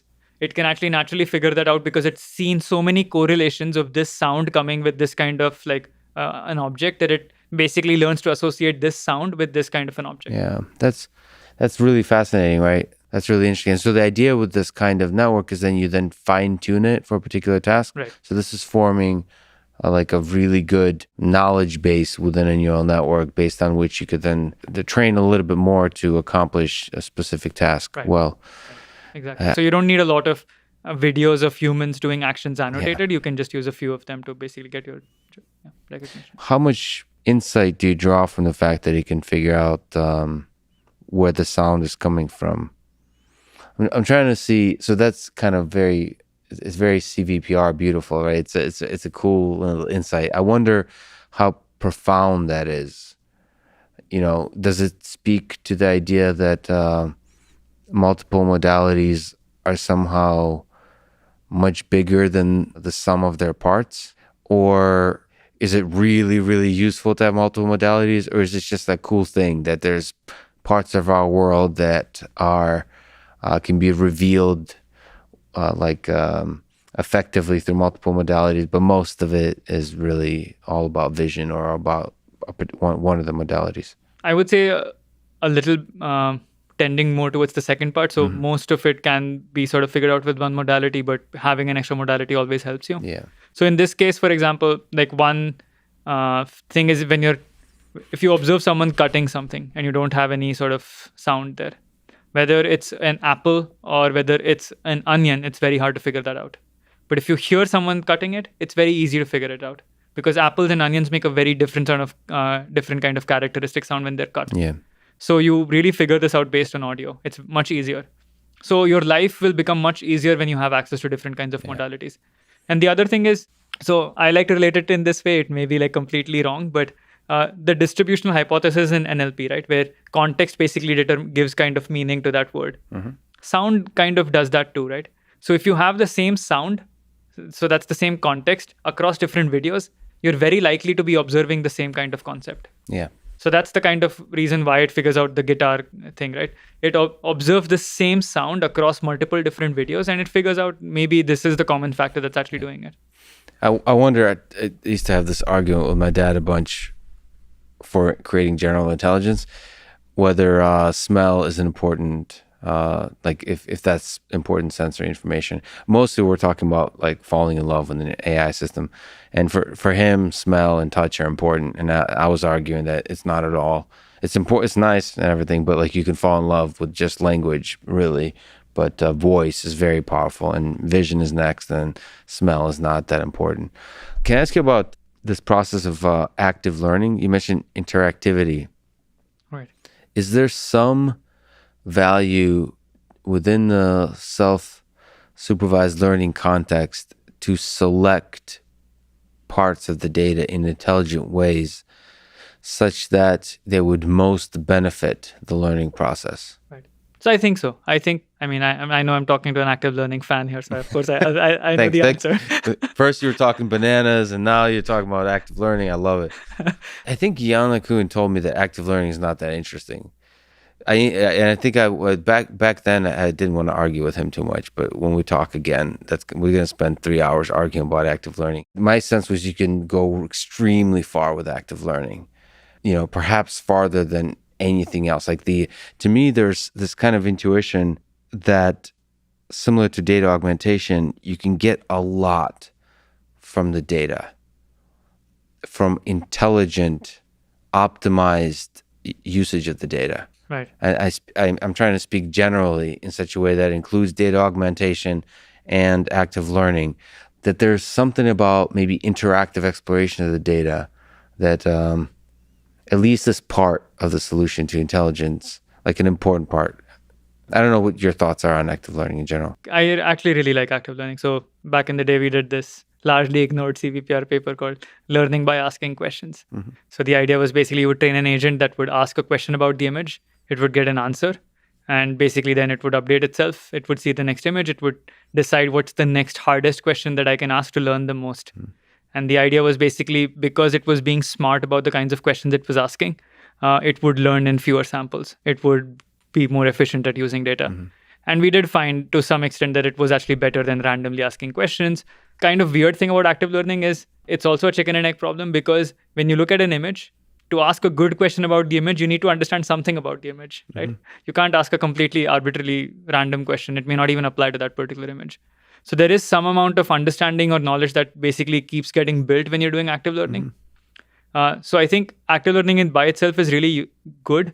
And the main thing we need to figure out is basically how do we come up with a technique to first model what the model knows and also model what the model does not know. I think that's the sort of beauty of it, right? Because when you know that there are certain things that you don't know anything about, asking a question about those concepts is actually going to bring you the most value. And I think that's the sort of key challenge. Now, self-supervised learning by itself, like selecting data for it and so on, that's actually really useful. But I think that's a very narrow view of looking at active learning, right? If you look at it more broadly, it is basically about if the model has a knowledge about n concepts and it is weak basically about certain things, so it needs to ask questions either to discover new concepts or to basically like increase its knowledge about these n concepts. So at that level, it's a very powerful technique. I actually do think it's going to be really useful, even in like simple things such as like data labeling. It's super useful.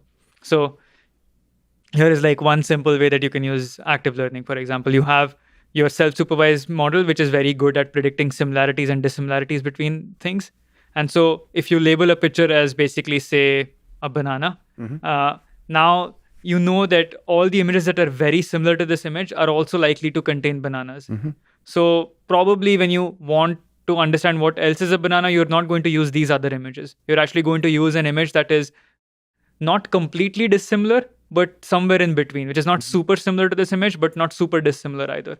And that's going to tell you a lot more about what this concept of a banana is. So that's kind of a heuristic. I wonder if it's possible to also learn ways to discover the most likely, the most beneficial image. So not just looking a thing that's somewhat similar to a banana, but not exactly similar, but have some kind of more complicated learning system, like learned discovery mechanism that tells you what image to look for. Like how exactly. Like actually in a self-supervised way, learning strictly a function that says, is this image going to be very useful to me given what I currently know? I think there is a lot of synergy there. It's just, I think, it's going to be explored.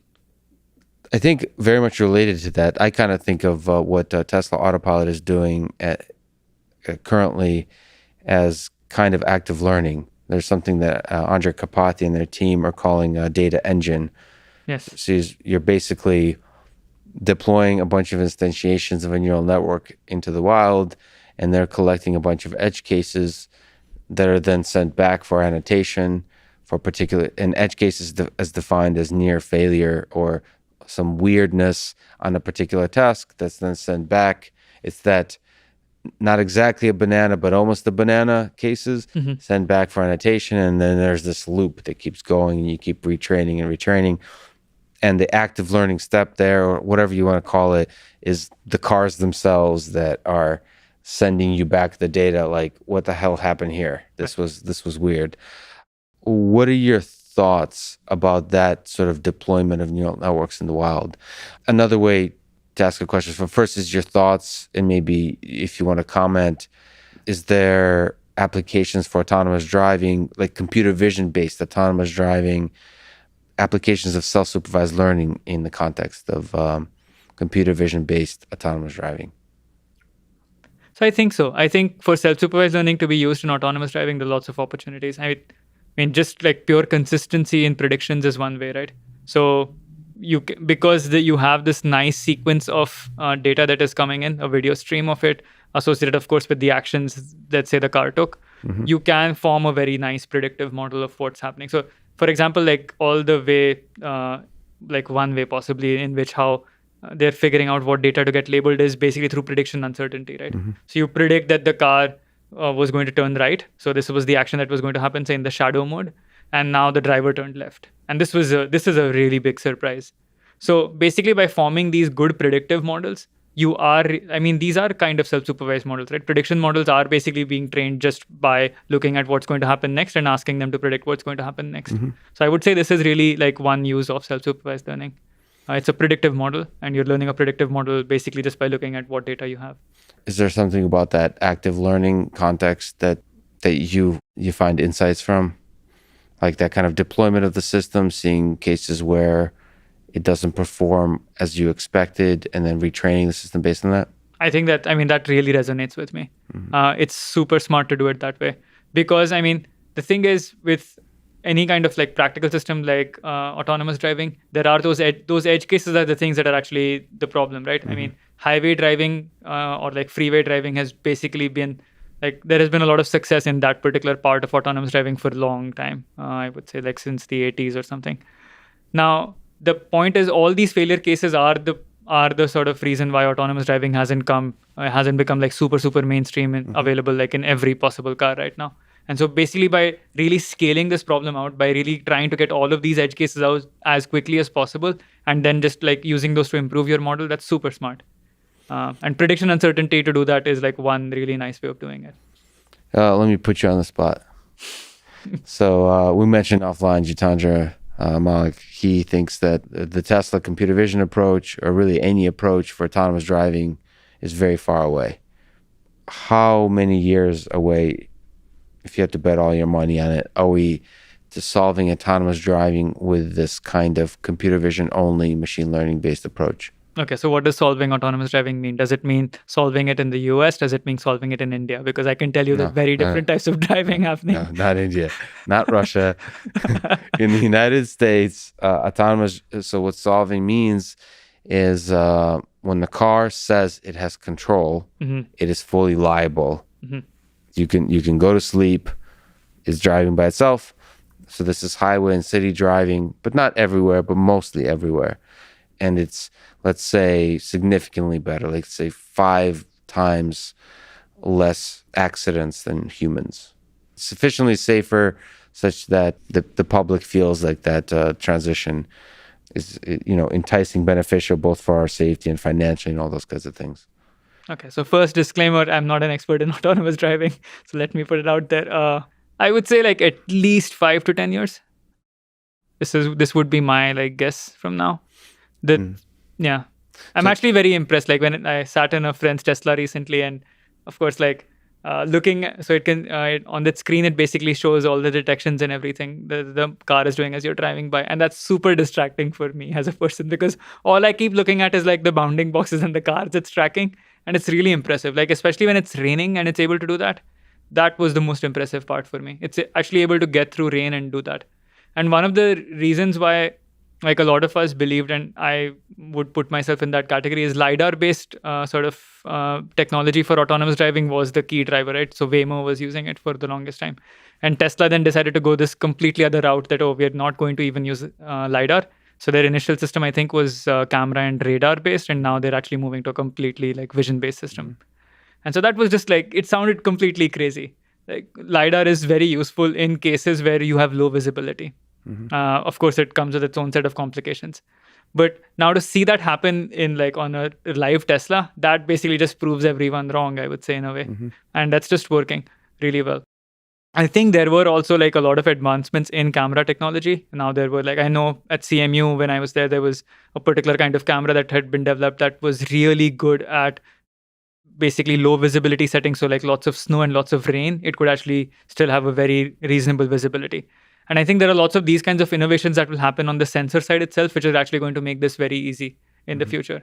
And so maybe that's actually why I'm more optimistic about vision-based autonomous driving. I was going to call it self-supervised driving, but vision-based autonomous driving, that's the reason I'm quite optimistic about it, because I think there are going to be lots of these advances on the sensor side itself. So acquiring this data, we're actually going to get much better about it. And then, of course, once we're able to scale out and get all of these edge cases in, as like Andre described, I think that's going to make us go very far away.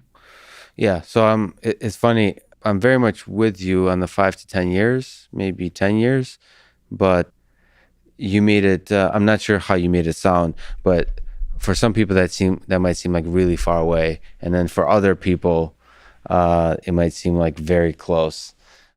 There's a lot of fundamental questions about how much game theory is in this whole thing. So like how much is this simply collision avoidance problem, right? And how much of it is you're still interacting with other humans in the scene, and you're trying to create an experience that's compelling, so you want to get from point A to point B quickly. You want to navigate the scene in a safe way, but you also want to show some level of aggression because well, certainly this is why you're screwed in India, because you have to show aggression. Or Jersey, or New Jersey. Right? So like, or New York, or basically any major city. But I think it's probably Elon that I talked the most about this, which is surprised to the level of which they're not considering human beings as a huge problem Right. in this, as a source of problem. Like the driving is fundamentally a robot on robot versus the environment problem versus like you can just consider humans not part of the problem. I used to think humans are almost certainly have to be modeled really well. Pedestrians and cyclists and humans inside other cars, you have to have like mental models for them. You cannot just see it as objects. But more and more, it's the same kind of intuition breaking thing that self-supervised learning does, which is, well, maybe through the learning you'll get all the human information you need, right? Like Yeah. maybe you'll get it just with enough data. You don't need to have explicit good models of human behavior. Maybe you get it through the data. So, I mean, my skepticism also just knowing a lot of automotive companies and how difficult it is to be innovative, I was skeptical that they would be able at scale to convert the driving scene across the world into digital form such that you can create this data engine at scale.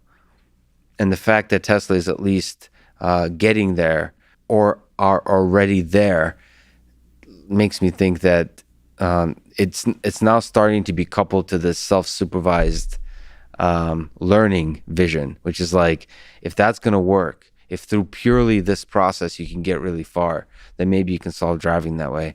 I don't know. I tend to believe we don't give enough credit to the how amazing humans are both at driving and at supervising autonomous systems. Right. And also we don't, this is, I wish there was much more driver sensing inside Teslas and much deeper consideration of human factors, like understanding psychology and drowsiness and all those kinds of things. When the car does more and more of the work, how to keep utilizing the little human supervision that are needed to keep the whole thing safe. I mean, it's a fascinating dance of human-robot interaction. To me, autonomous driving for a long time is a human-robot interaction problem. It is not a robotics problem or computer vision problem. Like, you have to have a human in the loop. But so, which is why I think it's 10 years plus. But I do think there'll be a bunch of cities and contexts where, geo-restricted, it will work really, really damn well. Yeah. So I think for me, like, it's 5 if I'm being optimistic, and it's going to be 5 for a lot of cases, and 10 plus. Yeah, I agree with you. 10 plus basically, if we want to like cover most of the, say, contiguous United States or something. Oh, interesting. So my optimistic is 5 and pessimistic is 30. 30. I have a long tail on this one. See. I've watched enough driving videos. I've watched enough pedestrians to think like we may be like, there's a small part of me still, not a small, like a pretty big part of me that thinks we will have to build AGI to solve driving. Oh, wow. Like there's something to me, like, because humans are part of the picture, deeply part of the picture, and also human society is part of the picture in that human life is at stake. Mm-hmm. Anytime a robot kills a human, it's not clear to me that that's not a problem that machine learning will also have to solve. Yeah. Like it has to, you have to integrate that into the whole thing. Just like Facebook or social networks, one thing is to say how to make a really good recommender system. And then the other thing is to integrate into that recommender system all the journalists that will write articles about that recommender system. Like you have to consider the society within which the AI system operates. And in order to, and like politicians too, there's regulatory stuff for autonomous driving. Right.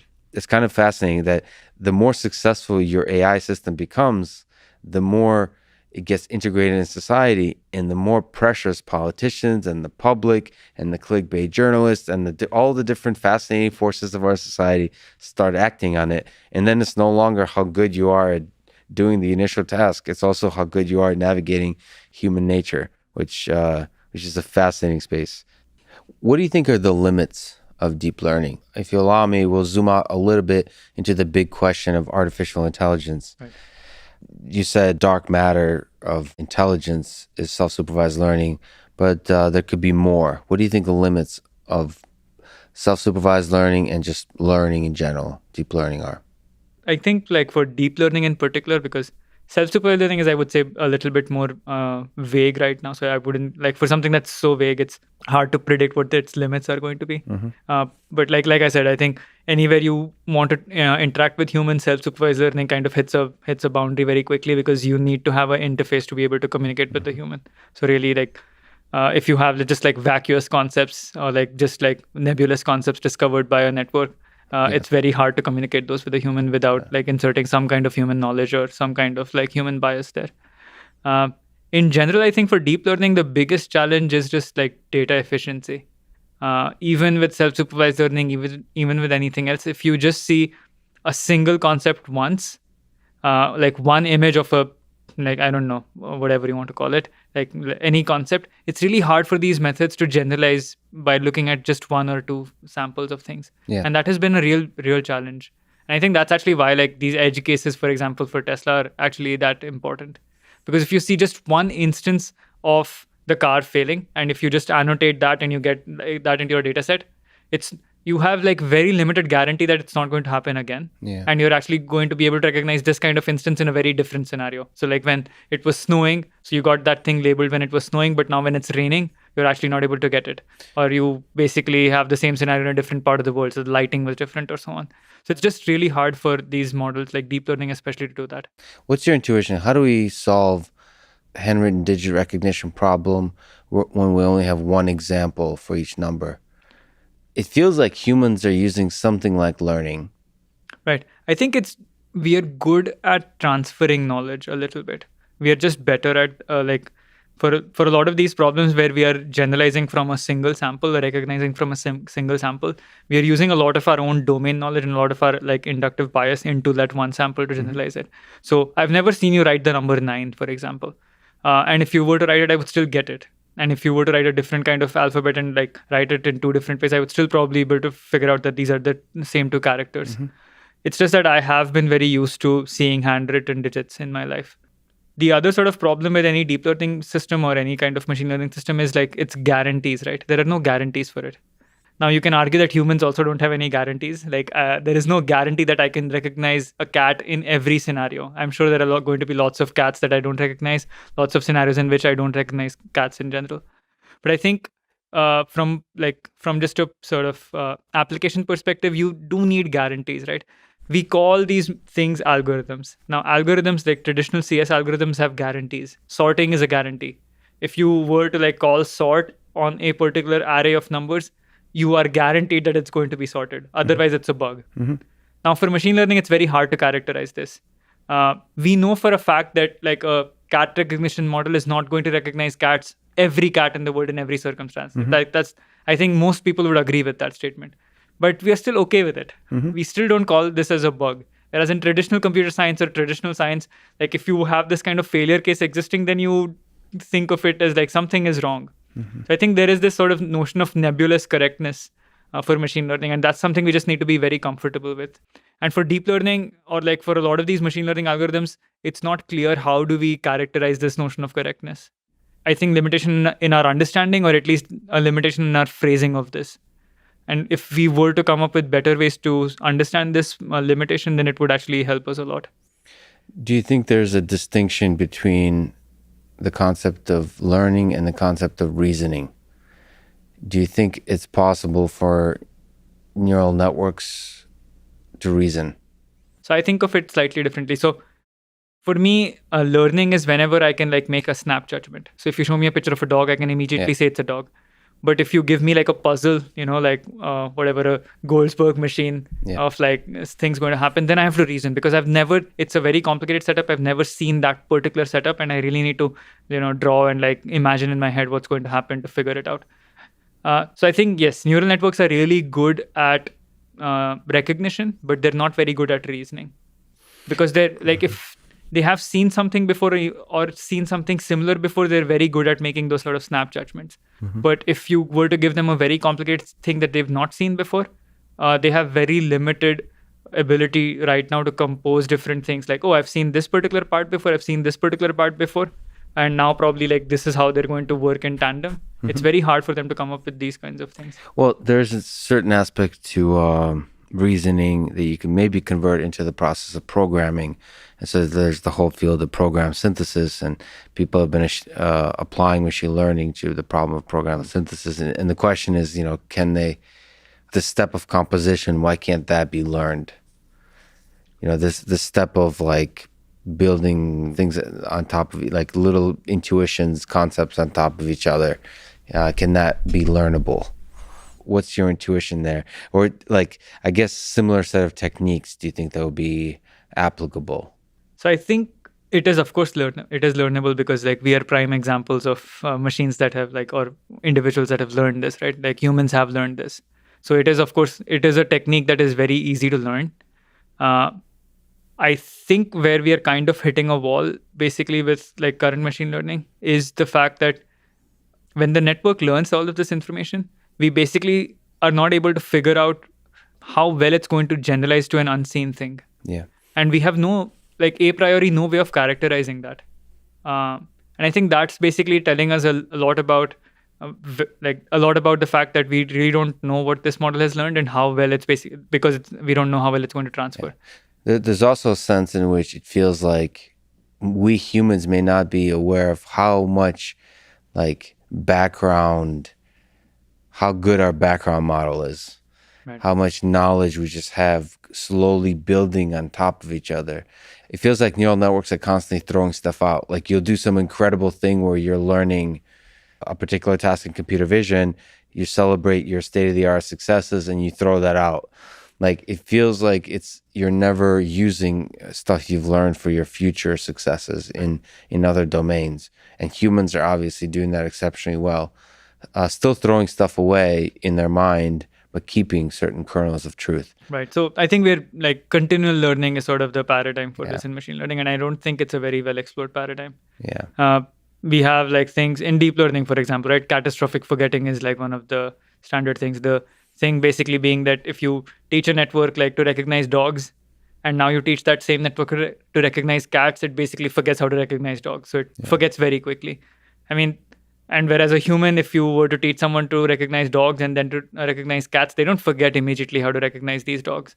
I think that's basically sort of what you're trying to get. Yeah, I wonder if like the long-term memory mechanisms or the mechanisms that store not just memories, but concepts that allow you to reason and compose concepts, if those things will look very different than neural networks, or if you can do that within a single neural network with some particular sort of architecture quirks.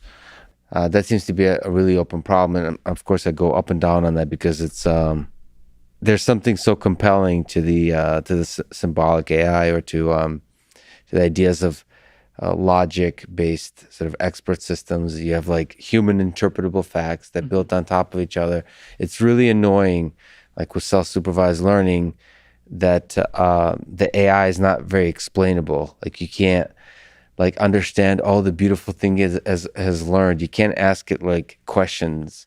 But then again, maybe that's a stupid thing for us humans to want. Right. I think whenever we try to like understand it, we're putting our own subjective human bias into it. Yeah. And I think that's the sort of problem. With self-supervised learning, the goal is that it should learn naturally from the data. So now if you try to understand it, you're using your own preconceived notions of what this model has learned.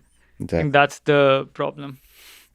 High level question. What do you think it takes to build a system with superhuman, maybe let's say human level or superhuman level general intelligence?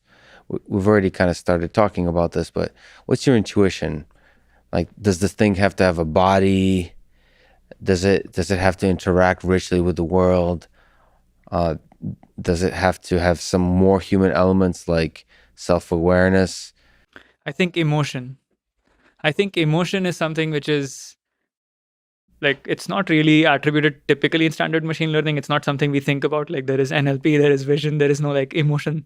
Emotion is never a part of all of this. And that just seems a little bit weird to me. I think the reason basically being that there is surprise and like basically emotion is like one of the reasons emotions arise is like what happens and what you expect to happen, right? There is like a mismatch between these things. And so that gives rise like I can either be surprised or I can be saddened or I can be happy and all of this. And so this basically indicates that I already have a predictive model in my head, and something that I predicted or something that I thought was likely to happen, and then there was something that I observed that happened. There was a disconnect between these two things. And that basically is like maybe one of the reasons I like you have a lot of emotions. Yeah, I think so. I talk to people a lot about them, like Lisa Feldman Barrett. I think that's an interesting concept of emotion, but I have a sense that emotion primarily in the way we think about it, which is the display of emotion, is a communication mechanism between humans. So it's a part of basically human to human interaction, an important part, but just a part. So it's like I would throw it into the full mix of communication. And to me, communication can be done with objects that don't look at all like humans. Okay. I've seen our ability to anthropomorphize, our ability to connect with things that look like a Roomba, our ability to connect. First of all, let's talk about other biological systems like dogs, our ability to love things that are very different than humans. But they do display emotion, right? I mean, dogs do display emotion. So they don't have to be anthropomorphic for them to like display the kind of emotion that we want. Exactly. So I mean, but then the word emotion starts to lose. So then we have to be, specific. But yeah, so have rich, flavorful communication. Communication, yeah. Yeah. So like, yes, it's full of emotion. It's full of wit and humor and moods and all those kinds of things. Yeah. Right, So exactly. So you're talking about like flavor. Flavor, yeah. Okay, let's call it that. Yeah. So there's content and then there is flavor, and I'm talking about the flavor part. Do you think it needs to have a body? Do you think, like, to interact with the physical world, do you think you can understand the physical world without being able to directly interact with it? I don't think so. Yeah. I think at some point we will need to bite the bullet and actually interact with the physical world. As much as I like working on like passive computer vision where I just like sit in my armchair and look at videos and learn, I do think that we will need to have some kind of embodiment or some kind of interaction to figure out things about the world. What about consciousness? Do you think, how often do you think about consciousness when you think about your work? You could think of it as the more simple thing of self-awareness, of being aware that you are a perceiving, sensing, acting thing in this world, or you can think about the bigger version of that, which is consciousness, which is having it feel like something to be that entity, the subjective experience of being in this world. So I think of self-awareness a little bit more than this, like the broader goal of it, because I think self-awareness is pretty critical for like any kind of AGI or whatever you want to call it that we'll build, because it needs to contextualize what it is and what role it's playing with respect to all the other things that exist around it. And I think that requires self-awareness. It needs to understand that it's an autonomous car, right? And what does that mean? What are its limitations? What are the things that it is supposed to do, and so on? What is its role in some way? Or, I mean, these are the kind of things that we kind of expect from it, I would say. And so that's the level of self-awareness that's, I would say, basically required, at least, if not more than that. Yeah, I tend to, on the emotion side, believe that it has to be able to display consciousness. Display consciousness. What do you mean by that? Meaning, like, for us humans to connect with each other or to connect with other living entities, I think we need to feel like, in order for us to truly feel like that there's another being there, we have to believe that they're conscious. And so we won't ever connect with something that doesn't have elements of consciousness. Now, I tend to think that that's easier to achieve than it may sound, because we anthropomorphize stuff so hard. Like you have a mug that just like has wheels and like rotates every once in a while and makes a sound. I think a couple days in, especially if you're if you don't hang out with humans, you might start to believe that mug on wheels is conscious. So I think we anthropomorphize pretty effectively as human beings. But I do think that it's in the same bucket that we'll call emotion, that show that I think of consciousness as the capacity to suffer. And if you're an entity that's able to feel things in the world and to communicate that to others, I think that's a really powerful way to interact with humans. And in order to create an AGI system, I believe you should be able to richly interact with humans. Like humans would need to want to interact with you. Yes. Like it can't be like it's the self-supervised learning versus like the robot shouldn't have to pay you to interact with it. So like it should be a natural, fun thing, and then you're going to scale up significantly how much interaction it gets. Yeah. It's the Alexa Prize, which they're trying to get me to be a judge on their contest. I'll see if I want to do that. But their challenge is to talk to you, make the human sufficiently interested that the human keeps talking for 20 minutes. To Alexa. To Alexa, yeah. Wow. And right now they're not even close to that because it just gets so boring when you're like, when the intelligence is not there, it gets very not interesting to talk to it. And so the robot needs to be interesting. And one of the ways it can be interesting is display the capacity to love, to suffer. And I would say that essentially means the capacity to display consciousness. Like it is an entity much like a human being. Of course, what that really means, I don't know if that's fundamentally a robotics problem or some kind of problem that we're not yet even aware. Like if it is truly a hard problem of consciousness, I tend to maybe optimistically think it's we can pretty effectively fake it till we make it. Mm-hmm. So we can display a lot of human-like elements for a while, and that will be sufficient to form really close connections with humans. Yeah. What to you is the most beautiful idea in self-supervised learning?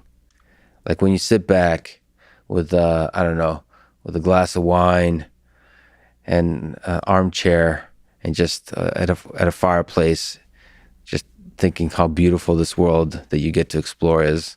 What do you think is the especially beautiful idea? The fact that like object level, what objects are and some notion of objectness emerges from these models by just like self-supervised learning. So for example, like one of the things like the Dino paper that I was a part of at Facebook is the object sort of boundaries emerge from these representations. So if you have like a dog running in the field, the boundaries around the dog, the network is basically able to figure out what the boundaries of this dog are automatically. And it was never trained to do that. It was never trained to, no one taught it that this is a dog and these pixels belong to a dog. It's able to group these things together automatically. So that's one. And I think in general, that entire notion that this dumb idea that you take like these two crops of an image and then you say that the features should be similar, that has resulted in something like this, like the model is able to figure out what the dog pixels are and so on. That just seems like so surprising. Mm-hmm. And I mean, I don't think a lot of us even understand how that is happening really. And it's something we're taking for granted, maybe like a lot in terms of how we're setting up these algorithms. But it's a very beautiful and powerful idea. So it's really fundamentally telling us something about that there is so much signal in the pixels that we can be super dumb about it, about how we're setting up the self-supervised learning problem. And despite being like super dumb about it, we'll actually get very good, we'll actually get something that is able to do very like surprising things. I wonder if there's other like objectness, other concepts that can emerge. I don't know if you follow Francois Chollet. He had the competition for intelligence that basically it's kind of like an IQ test, but for machines. But for an IQ test, you have to have a few concepts that you want to apply. One of them is objectness. Mm-hmm. I wonder if those concepts can emerge through self-supervised learning on billions of images. I think something like object permanence can definitely emerge, right? So that's like a fundamental concept which we have. Maybe not through images, through video, but that's another concept that should be emergent from it, because it's not something that like we don't teach humans that this is like about this concept of object permanence. It actually emerges. And the same thing for like animals like dogs. I think actually permanence automatically is something that they are born with. So I think it should emerge from the data. It should emerge basically very quickly. I wonder if ideas like symmetry, rotation, these kinds of things might emerge. So I think rotation probably, yes. Yeah. Rotation, yes. I mean, there's some constraints in the architecture itself. Right. But it's interesting if all of them could be, like counting was another one. being able to kind of understand that there's multiple objects of the same kind in the image and be able to count them. Mm-hmm. I wonder if all of that could be, if constructed correctly, they can emerge, because then you can transfer those concepts to then interpret images at a deeper level. Right. Counting, I do believe, should be possible. We don't know yet, but I do think it's not that far in the realm of possibility. Yeah, that'd be interesting if using self-supervised learning on images can then be applied to then solving those kinds of IQ tests, which seem currently to be kind of impossible. What idea do you believe might be true that most people think is not true or don't agree with you on? Is there something like that? So this is going to be a little controversial, but okay, sure. I don't believe in simulation, actually using simulation to do things very much. Just to clarify, because this is a podcast where you talk about, are we living in a simulation often? You're referring to using simulation to construct worlds that you then leverage for machine learning. Right. Yeah. For example, one example would be to train an autonomous car driving system. You basically first build a simulator, which builds the environment of the world, and then you basically have a lot of you train your machine learning system in that. So I believe it is possible, but I think it's a really expensive way of doing things. And at the end of it, you do need the real world. So I'm not sure. So maybe for certain settings, maybe the payout is so large, for autonomous driving, the payout is so large that you can actually invest that much money to build it. But I think as a general sort of principle, it does not apply to a lot of concepts. You can't really build simulations of everything. Not only because one, it's expensive, because second, it's also not possible for a lot of things. So in general, there is a lot of there's a lot of work on using synthetic data and synthetic simulators. I generally am not very I don't believe in that. So you're saying it's very challenging visually, to correctly simulate the visual, the lighting, all those kinds of things. Yeah. I mean, all these companies that you have, right? So Pixar and whatever, all these companies are if they're all this computer graphics stuff is really about accurately, a lot of them is about accurately trying to figure out how the lighting is and how things reflect off of one another and so on, and how sparkly things look and so on. So it's a very hard problem. So do we really need to solve that first to be able to do computer vision? Probably not. And for me, in the context of autonomous driving, it's very tempting to be able to use simulation, right? Because it's a safety critical application. But the other limitation of simulation that perhaps is a bigger one than the visual limitation is the behavior of objects. Because so you're ultimately interested in edge cases. Yeah. And the question is, how well can you generate edge cases in simulation, especially with human behavior? And I think another problem is for autonomous driving, right? It's a constantly changing world. So say autonomous driving, in 10 years from now, there are lots of autonomous cars, but there's still going to be humans. Yes. So now there are 50% of the agents, say, which are humans, 50% of the agents that are autonomous, car driving agents. So now the mixture has changed. So now the kinds of behaviors that you actually expect from the other agents or other cars on the road are actually going to be very different. And as the proportion of the number of autonomous cars to humans keeps changing, this behavior will actually change a lot. So now if you were to build a simulator based on just right now, to build them today, you don't have that many autonomous cars on the road. So you'll try to make all of the other agents in that simulator behave as humans. But that's not really going to hold true 10, 15, 20, 30 years from now. Do you think we're living in a simulation? No. How hard is it? This is why I think it's an interesting question. How hard is it to build a video game, virtual reality game, where it is so real? Forget ultra realistic to where you can't tell the difference, but it's so nice that you just want to stay there. You just want to stay there and you don't want to come back. Do you think that's doable within our lifetime? Within our lifetime, probably. Yeah, I eat healthy, I live long. Does that make you sad that there will be population of kids that basically spend 95%, 99% of their time in a virtual world? Very, very hard question to answer. For certain people, it might be something that they really derive a lot of value out of, derive a lot of enjoyment and happiness out of.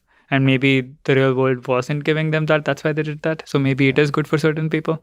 So ultimately, if it maximizes happiness, Right. who I are think we to judge? I think if it's making people happy, maybe it's okay. Again, I think this is a very hard question.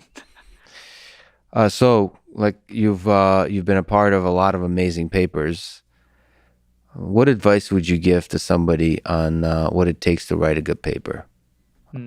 Grad students writing papers now. Is there common things that you've learned along the way that you think it takes both for a good idea and a good paper? Right. So I think both of these I've picked up from like lots of people I've worked with in the past. So one of them is picking the right problem to work on in research is as important as like finding the solution to it. So I mean, there are multiple reasons for this. So one is that there are certain problems that can actually be solved in a particular time frame. So now, say you want to work on finding the meaning of life. This is a great problem. I think most people will agree with that. But do you believe that your talents and like the energy that you'll spend on it will make a meaning, like make some kind of meaningful progress in your lifetime? If you are optimistic about it, then like go ahead. Well, that's why I started this podcast. Yeah. I keep asking people about the meaning of life. I'm hoping by episode like 220, I'll figure it out. So. Oh, not too many episodes to go then. All right. Cool. Maybe today. I don't know. But you're right. So that seems intractable at the moment. Right. So I think it's just the fact of like if you're starting a PhD, for example, what is one problem that you want to focus on that you do think is interesting enough, and you will be able to make a reasonable amount of headway into it that you think you'll be doing a PhD for. So in that kind of a time frame.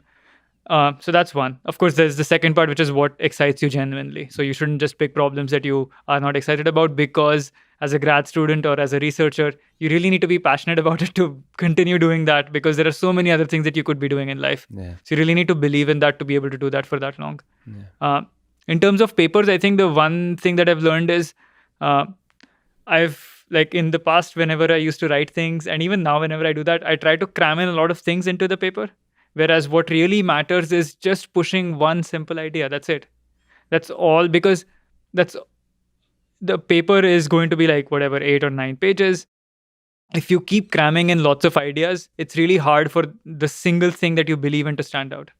So if you really try to just focus, like especially in terms of writing, really try to focus on one particular idea and articulate it out in multiple different ways, it's far more valuable to the reader as well, and basically to the reader, of course, because they get to they know that this particular idea is associated with this paper, and also for you because you have like when you write about a particular idea in different ways, you think about it more deeply. So as a grad student, I used to always wait toward like maybe in the last week or whatever to write the paper because I used to always believe that doing the experiments was actually the bigger part of research than writing. And my advisor always told me that you should start writing very early on. And I thought, oh, it doesn't matter. I don't know what he's talking about. But I think more and more I realize that's the case. Like whenever I write something that I'm doing, I actually think much better about it. And so if you start writing early on, you actually, I think, get better ideas, or at least you figure out like holes in your theory or like particular experiments that you should run to plug those holes and so on. Yeah, I'm continually surprised how many really good papers throughout history are quite short and quite simple. And there's a lesson to that. Like if you want to dream about writing a paper that changes the world, and you want to go by example, they're usually simple. Yeah. And that's it's not cramming or it's focusing on one idea and thinking deeply. And you're right that the writing process itself reveals the idea. It challenges you to really think about what is the idea that explains that the thread that ties it all together. Yeah. And so like a lot of famous researchers I know actually would start off like first they would, even before the experiments were in, a lot of them would actually start with writing the introduction of the paper with 0 experiments in. Yeah. Because that at least helps them figure out what they're trying to solve and how it fits in like the context of things right now. And that would really guide their entire research. So a lot of them would actually first write an intros with like 0 experiments in, and that's how they would start projects. Some basic questions about people maybe that are more like beginners in this field. What's the best programming language to learn if you're interested in machine learning? I would say Python, just because it's the easiest one to learn. And also a lot of like programming in machine learning happens in Python. So if you don't know any other programming language, Python is actually going to get you a long way. Yeah, it seems like sort of it's a toss-up question because it seems like Python is so much dominating the space now. But I wonder if there's interesting alternative. Obviously, there's like Swift, and there's a lot of interesting alternatives popping up, even JavaScript. So or R, more like for the data science applications. But it seems like Python more and more is actually being used to teach like introduction to programming at universities. Right. So it just combines everything very nicely. Even harder question: what are the pros and cons of PyTorch versus TensorFlow? I see. Okay.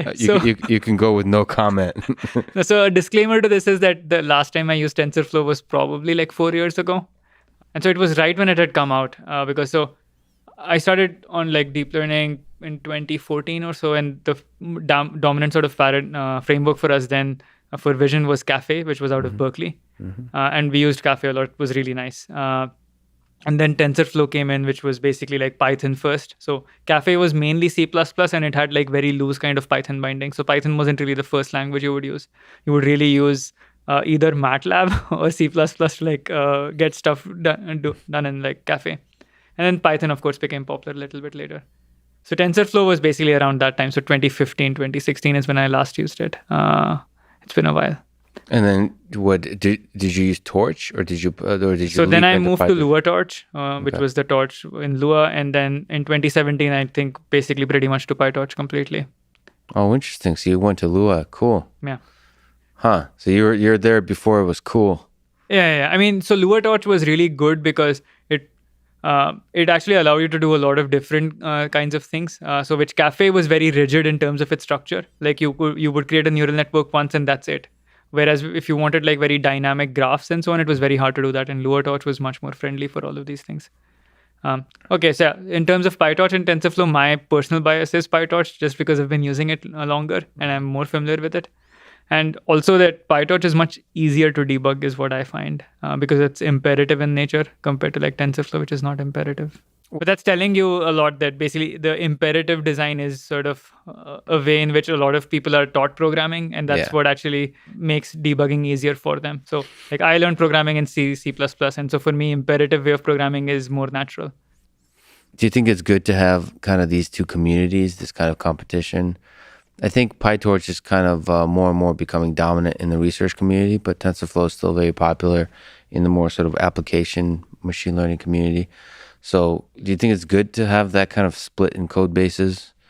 Or so like the benefit there is the competition challenges the library developers to step up their game. Yeah.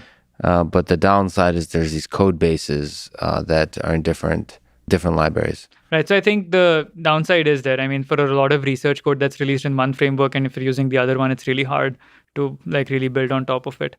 But thankfully, the open source community in machine learning is amazing. So whenever like something pops up in TensorFlow, you wait a few days and someone who's like super sharp will actually come and translate that particular code base into PyTorch and basically have figured that all those nooks and crannies out. So the open source community is amazing and they really like figure out this gap. So I think in terms of like having these two frameworks or multiple, I think of course there are different use cases. So there are going to be benefits to using one or the other framework. And like you said, I think competition is just healthy because both of these frameworks all of these frameworks really sort of keep learning from each other and keep incorporating different things to just make them better and better. What advice would you have for someone new to machine learning, maybe just started or haven't even started but are curious about it and who want to get in the field? Don't be afraid to get your hands dirty. I think that's the main thing. So if something doesn't work, like really drill into why things are not working. Can you elaborate what your hands dirty means? Right. So for example, like if an algorithm, if you try to train a network and it's not converging, whatever, rather than trying to like Google the answer or trying to do something, like really spend those like 5, 8, 10, 15, 20, whatever number of hours really trying to figure it out yourself. Because in that process, you'll actually learn a lot more. Yeah. Googling is, of course, like a good way to solve it when you need a quick answer. But I think initially, especially like when you're starting out, it's much nicer to like figure things out by yourself. And I just say that from experience because like when I started out, there were not a lot of resources. So we would like in the lab, a lot of us like we would look up to senior students, and then the senior students were of course busy, and they would be like, "Hey, why don't you go figure it out? Because I just don't have the time. I'm working on my dissertation or whatever." Final year PhD students, and so then we would sit down and like just try to figure it out, and that I think really helped me. That has really helped me figure a lot of things out. I think in general, if I were to generalize that, I feel like persevering through any kind of struggle on a thing you care about is good. Yeah. So you're basically, you try to make it seem like it's good to, spend time debugging, but really any kind of struggle, whatever form that takes. It could be just Googling a lot. Yeah. Just basically anything, just sticking with it and going through the hard thing. That could take a form of implementing stuff from scratch. It could take the form of re-implementing with different libraries or different programming languages. It could take a lot of different forms, but struggle is good for the soul. Yeah. So like in Pittsburgh, where I did my PhD, the thing was it used to snow a lot. Yeah. Right. And so when it was snowed, you really couldn't do much. So the thing that a lot of people said was snow builds character. Because when it's snowing, you can't do anything else. You focus on work. Do you have advice in general for people? You're already exceptionally successful. You're young, but do you have advice for young people starting out in college or maybe in high school? Advice for their career, advice for their life, how to pave a successful path in career and life. I would say just be hungry. Like always be hungry for what you want. And I think like I've been inspired by a lot of people who are just like driven and who really like go for what they want, no matter what. Like you shouldn't want it, you should need it. So if you need something, you basically go towards the ends to make it work. How do you know when you come across a thing that's like you need? I think there's not going to be any single thing that you're going to need. There are going to be different types of things that you need. But whenever you need something, you just go push for it. And of course, once you may not get it, or you may find that this was not even the thing that you were looking for. It might be a different thing. But the point is, like, you're pushing through things, and that actually brings a lot of skills and brings a lot of builds a certain kind of attitude, which will probably help you get the other thing once you figure out what's really the thing that you want. Yeah, I think a lot of people are I've noticed kind of afraid of that is because one, it's a fear of commitment. Mm-hmm. And two, there's so many amazing things in this world. You almost don't want to miss out on all the other amazing things by committing to this one thing. Right. So I think a lot of it has to do with just allowing yourself to notice that thing and just go all the way with it. I mean, I also like failure, right? So yeah, I know this is like super cheesy that, failure is something that you should be prepared for and so on. But I do think, especially in research, for example, failure is something that happens almost every day is like experiments failing and not working. And so you really need to be so used to it. You need to have a thick skin. But, and only basically through, when you get through it is when you find the one thing that's actually working. Mm-hmm. So like Thomas Edison was like one person like that, right? So I really, when I was a kid, I used to really read about how he found like the filament, the light bulb filament. And then I think his thing was like, he tried 990 things that didn't work or something of the sort. Yeah. And then they asked him so what did you learn? Because all of these were failed experiments. And then he says, these 990 things don't work. And I know that. Did you know that? That's pretty inspiring. So you spent a few years on this earth performing a self-supervised kind of learning process. Have you figured out the meaning of life yet? I told you I'm doing this podcast to try to get the answer. I'm hoping you could tell me. What do you think the meaning of it all is? I don't think I figured this out. No, I have no idea. Do you think AI will help us figure it out, or do you think there's no answer? The whole point is to keep searching. I think it's an endless sort of quest for us. I don't think AI will help us there. This is like a very hard question, which so many humans have tried to answer. Well, that's the interesting thing about the difference between AI and humans. Humans don't seem to know what the hell they're doing. And AI is almost always operating under well-defined objective functions. Right. And I wonder, whether our lack of ability to to define good long-term objective functions or introspect what is the objective function under which we operate, if that's a feature or a bug. I would say it's a feature because then everyone actually has very different kinds of objective functions that they're optimizing. And those objective functions evolve and like change dramatically through their course of their life. That's actually what makes us interesting, right? If otherwise, like if everyone was doing the exact same thing, that would be pretty boring. We do want like people with different kinds of perspectives. Also, people evolve continuously. That's like I would say the biggest feature of being human. And then we get to like the ones that die because they do something stupid. We get to watch that, see it, and learn from it. And as a species, we take that lesson and become better and better because of all the dumb people in the world that died doing something wild and beautiful. Ishan, thank you so much for this incredible conversation. We did a depth first search through the space of machine learning, and it was fun and fascinating. So it's really an honor to meet you, and it was a really awesome conversation. Thanks for coming down today and talking with me. Thanks, Lex. I mean, I've listened to you. I told you it was unreal for me to actually meet you in person, and I'm so happy to be here. Thank you. Thanks, man.